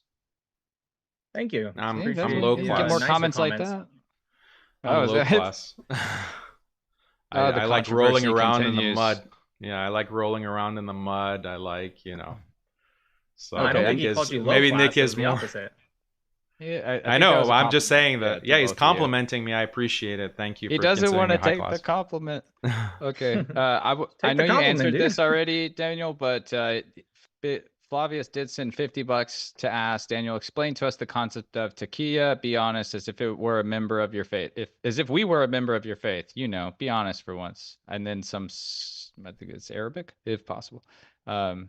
It's Arabic text, and then if possible. Yeah, let me explain like taqiyya in a way that an American audience will understand. Like taqiyya is basically when you're a American politician and you're getting like all of these benefits from Jewish donors, from the Israeli lobby, like you're taking these paid trips to Israel, like you're going to Epstein Island, you're getting wined and dined, and then you come out and you say that, oh, Israel is not controlling me. Israel, I care about America first. Like that's taqiyya. That's taqiyya. Like that's a good analogy for what taqiyya is. I thought you said earlier taqiyya was just to save your life and say you're not Muslim if you're alive. Now you're saying taqiyya is to lie? Because you said earlier the opposite.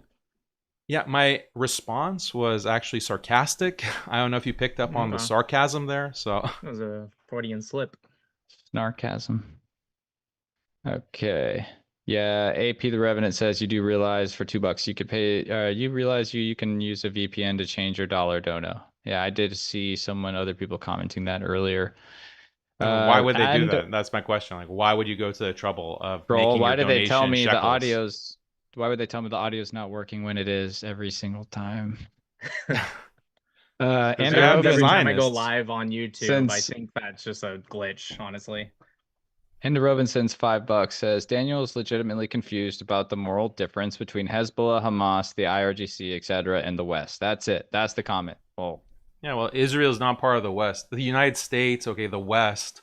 How many millions has Hezbollah killed? Because last time I checked, the U.S. war on terror led to 4.5 million direct and indirect deaths. And there's also studies on how many deaths are caused by sanctions, economic sanctions that America puts on its ideological and political enemies. And millions, okay, tens of millions actually, have been killed over the past 5 decades because of U.S. sanctions. So you're right. Mass death and destruction is definitely a Western product, no doubt about it. We shouldn't compare Hezbollah to, you know, the heavy hitters. Hezbollah and Hamas, as you said, we shouldn't compare them to the heavy hitters of terrorism and mass death. Okay, J-Bell Selco won since $2 says, was Muhammad the most perfect man? Question mark. And chat, just so you know, I'm going to read all the comments. I'm trying to find the ones that are most suited for Daniel to answer because he is on a little bit of a time trying to get out of here. But I will play the outro and I'll come back and I'll read every single comment that I didn't get a chance to read. So don't worry. Yeah, I mean, yes, he was the most perfect man. And he's a model for our times. Like he's a model for, you know, all time, but he's definitely a model for our time because we're in a period of mass confusion. People are in need of guidance and they need a role model. Jesus did not provide that kind of role model that we need. Why? Because he was a god, according to your Christian theology, and also he didn't attain any kind of political power. He didn't get married. He didn't have a family. He didn't raise children. Whereas Muhammad, peace be upon him, he actually was a living, breathing person who had a family, who got married, who was a head of state, who was leading wars, who was managing an economy, implementing criminal punishment, all of these things that we are having trouble with in the modern world, massive trouble, where we're increasing in all kinds of social harms, personal harms. Marriage is declining, gender roles are completely confused, all these things that Nick would probably agree with. We need an example like the Prophet Muhammad, peace be upon him. And he was one in the long line of prophets that included Abraham, Moses, Joseph, and Jesus. And so they're all excellent and models in their own ways. And Muhammad was the seal of all those prophets. Okay. We got $2 from the Canadian Zionist. Dan, how much of the Talmud have you actually read? Yeah, I read the part about, having sex with 3-year-olds. I read the part about how there's no like punishment for raping non-Jews. There's no punishment for stealing from non-Jews. Like Jews don't have to pay back loans from non-Jews. You don't have to pay back or pay wages for non-Jews. I read the parts about black people being cursed, God cursing black people with black skin. I, read the part about non-Jews not being called man. Only Jews are called man. These are the parts that I've read. It's actually quite a bit. Read the part about Jesus boiling in a vat of feces. Another narration or another part of the Talmud says semen, a vat of semen. So yeah, I've read a lot. I've read quite a bit of the Talmud actually. All right. Blue Moon 98, 2 since $4.99. Daniel, how much USA taxpayers spent on saving you, your family from Islam, Iran? Did you ever calculate it? My parents weren't saved from Iran. They migrated to Iran well before the Islamic Revolution. So in 1979. So Iran at that time when they migrated was under Muhammad Reza Shah Pahlavi. And it wasn't the Islamic Republic. It wasn't theocratic. It was a government that was actually, well aligned and had a good normalized relationship with the United States and Israel. Muhammad Reza Shah was a big fan of America and Israel and the West. So that's when they actually migrated. So anyway, Okay. the guy that's good for me then. All right, one last one. Not really related to the topic.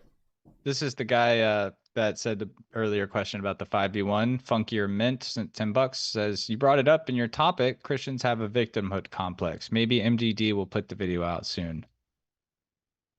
Yeah, the topic was victimhood of Christianity, but why is that related to Iran? Because he said in his earlier comment that I claimed that Iran should come and take over America.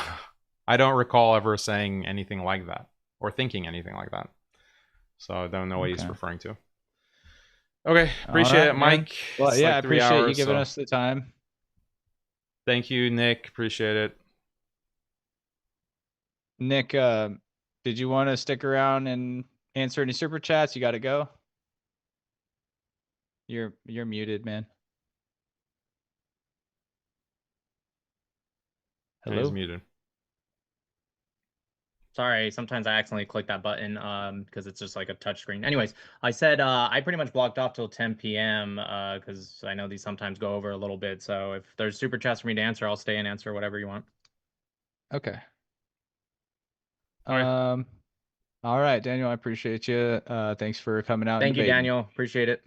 Thank you. Okay, signing off of this. All right. Okay, guys, can you hear me? There's some super chats on my channel that I should read, some of them, because I'm actually kind of tired. As you can imagine, and I do have to go, but I just there's like a few super chats here that I'll read since you sent them. BXC, thank you so much, brother. He says, may Allah give blessings to our brothers in Iran and Lebanon and Palestine. And which flag is that? I'm not sure which flag that is. That's how illiterate I am that I don't recognize this flag. Sorry, guys. Is it 6 million rakat in the hadith or just 271k? That's a good question. Any muhaddith who can tell us? So I hope you guys found that funny. I thought, because in all his videos, he wants to present himself as like an expert in religion. So he says, oh, I've read, the Bible. I've read the Torah. I've read the Quran. I've read 20,000 hadiths. And over 20,000. In some places, it's over 20,000. In other places, like I think when Sneeko challenged him, he like when he's talking to a Muslim, like he kind of gives a range, like 15,000 to 20,000. So like just to be safe. So it's obvious that he's lying. Like it's because if you Google like how many hadith, like how many total hadith are there? Okay, that's the kind of like, oh, okay, there's that many. So that's how much I've read. Or like give like a reasonable or plausible percentage of it.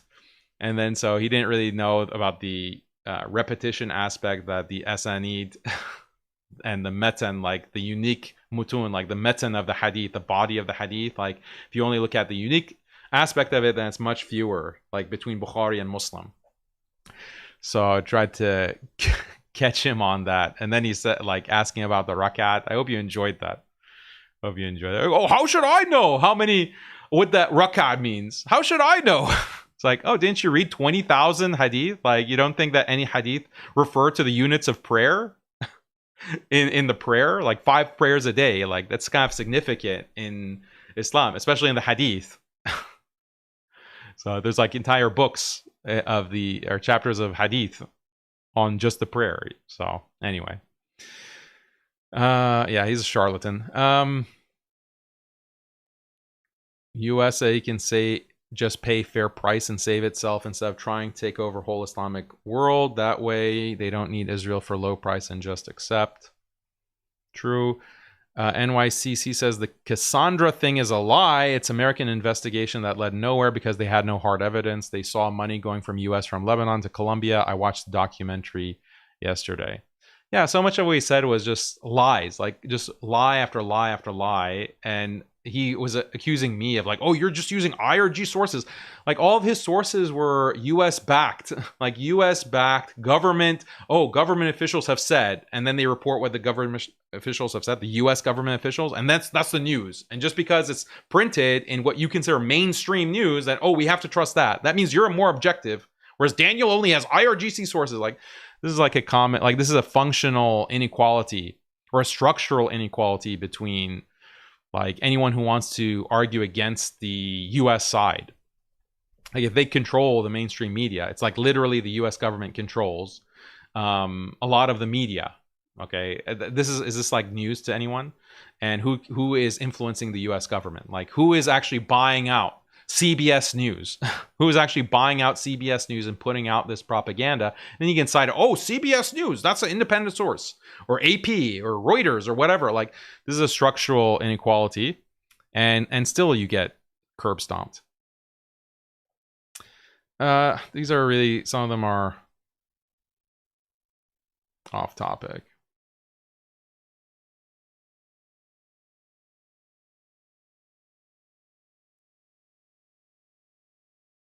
If Daniel believes insulting of prophets is liable for death penalty, why is he not for banning the Talmud? Also, will he give defense of circumcision? Yeah, I'm for banning the Talmud. It needs to be banned. Yeah, of course. It's like a very hateful, destructive, evil text for many reasons, not just because of what it says about Jesus Christ. Circumcision, that's the covenant between Abraham and Allah. So, I mean, what's there to say about it?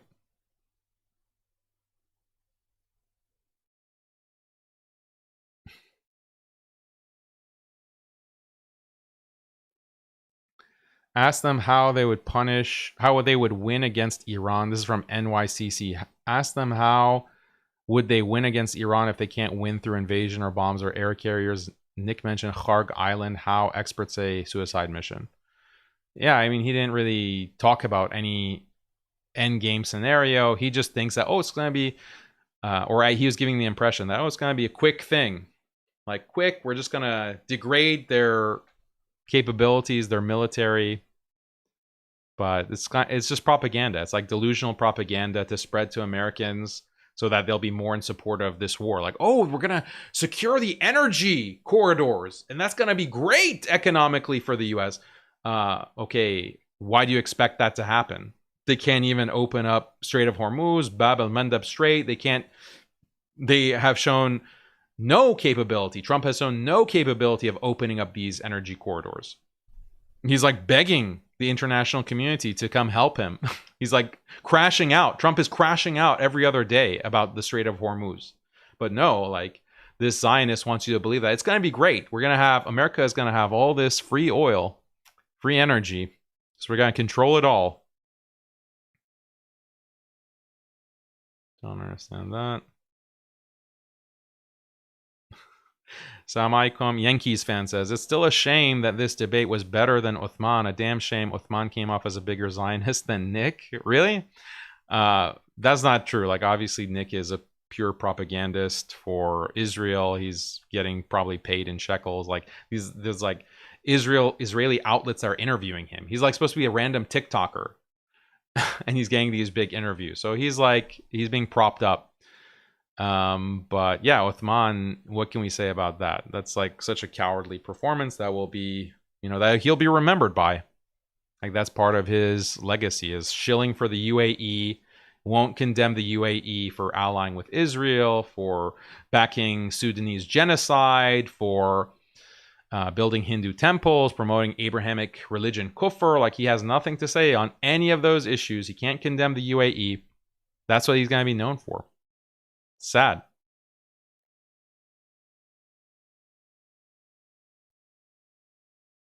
Okay, these are not related. Thank you, everyone, for all of your super chats. I'm kind of tired, so I can't get into some of these things that are not exactly related. And we'll see you, inshallah, on the next debate, on the next live stream that I don't know when it's going to be. But I appreciate everyone's time. Talk to you later. Assalamu alaikum.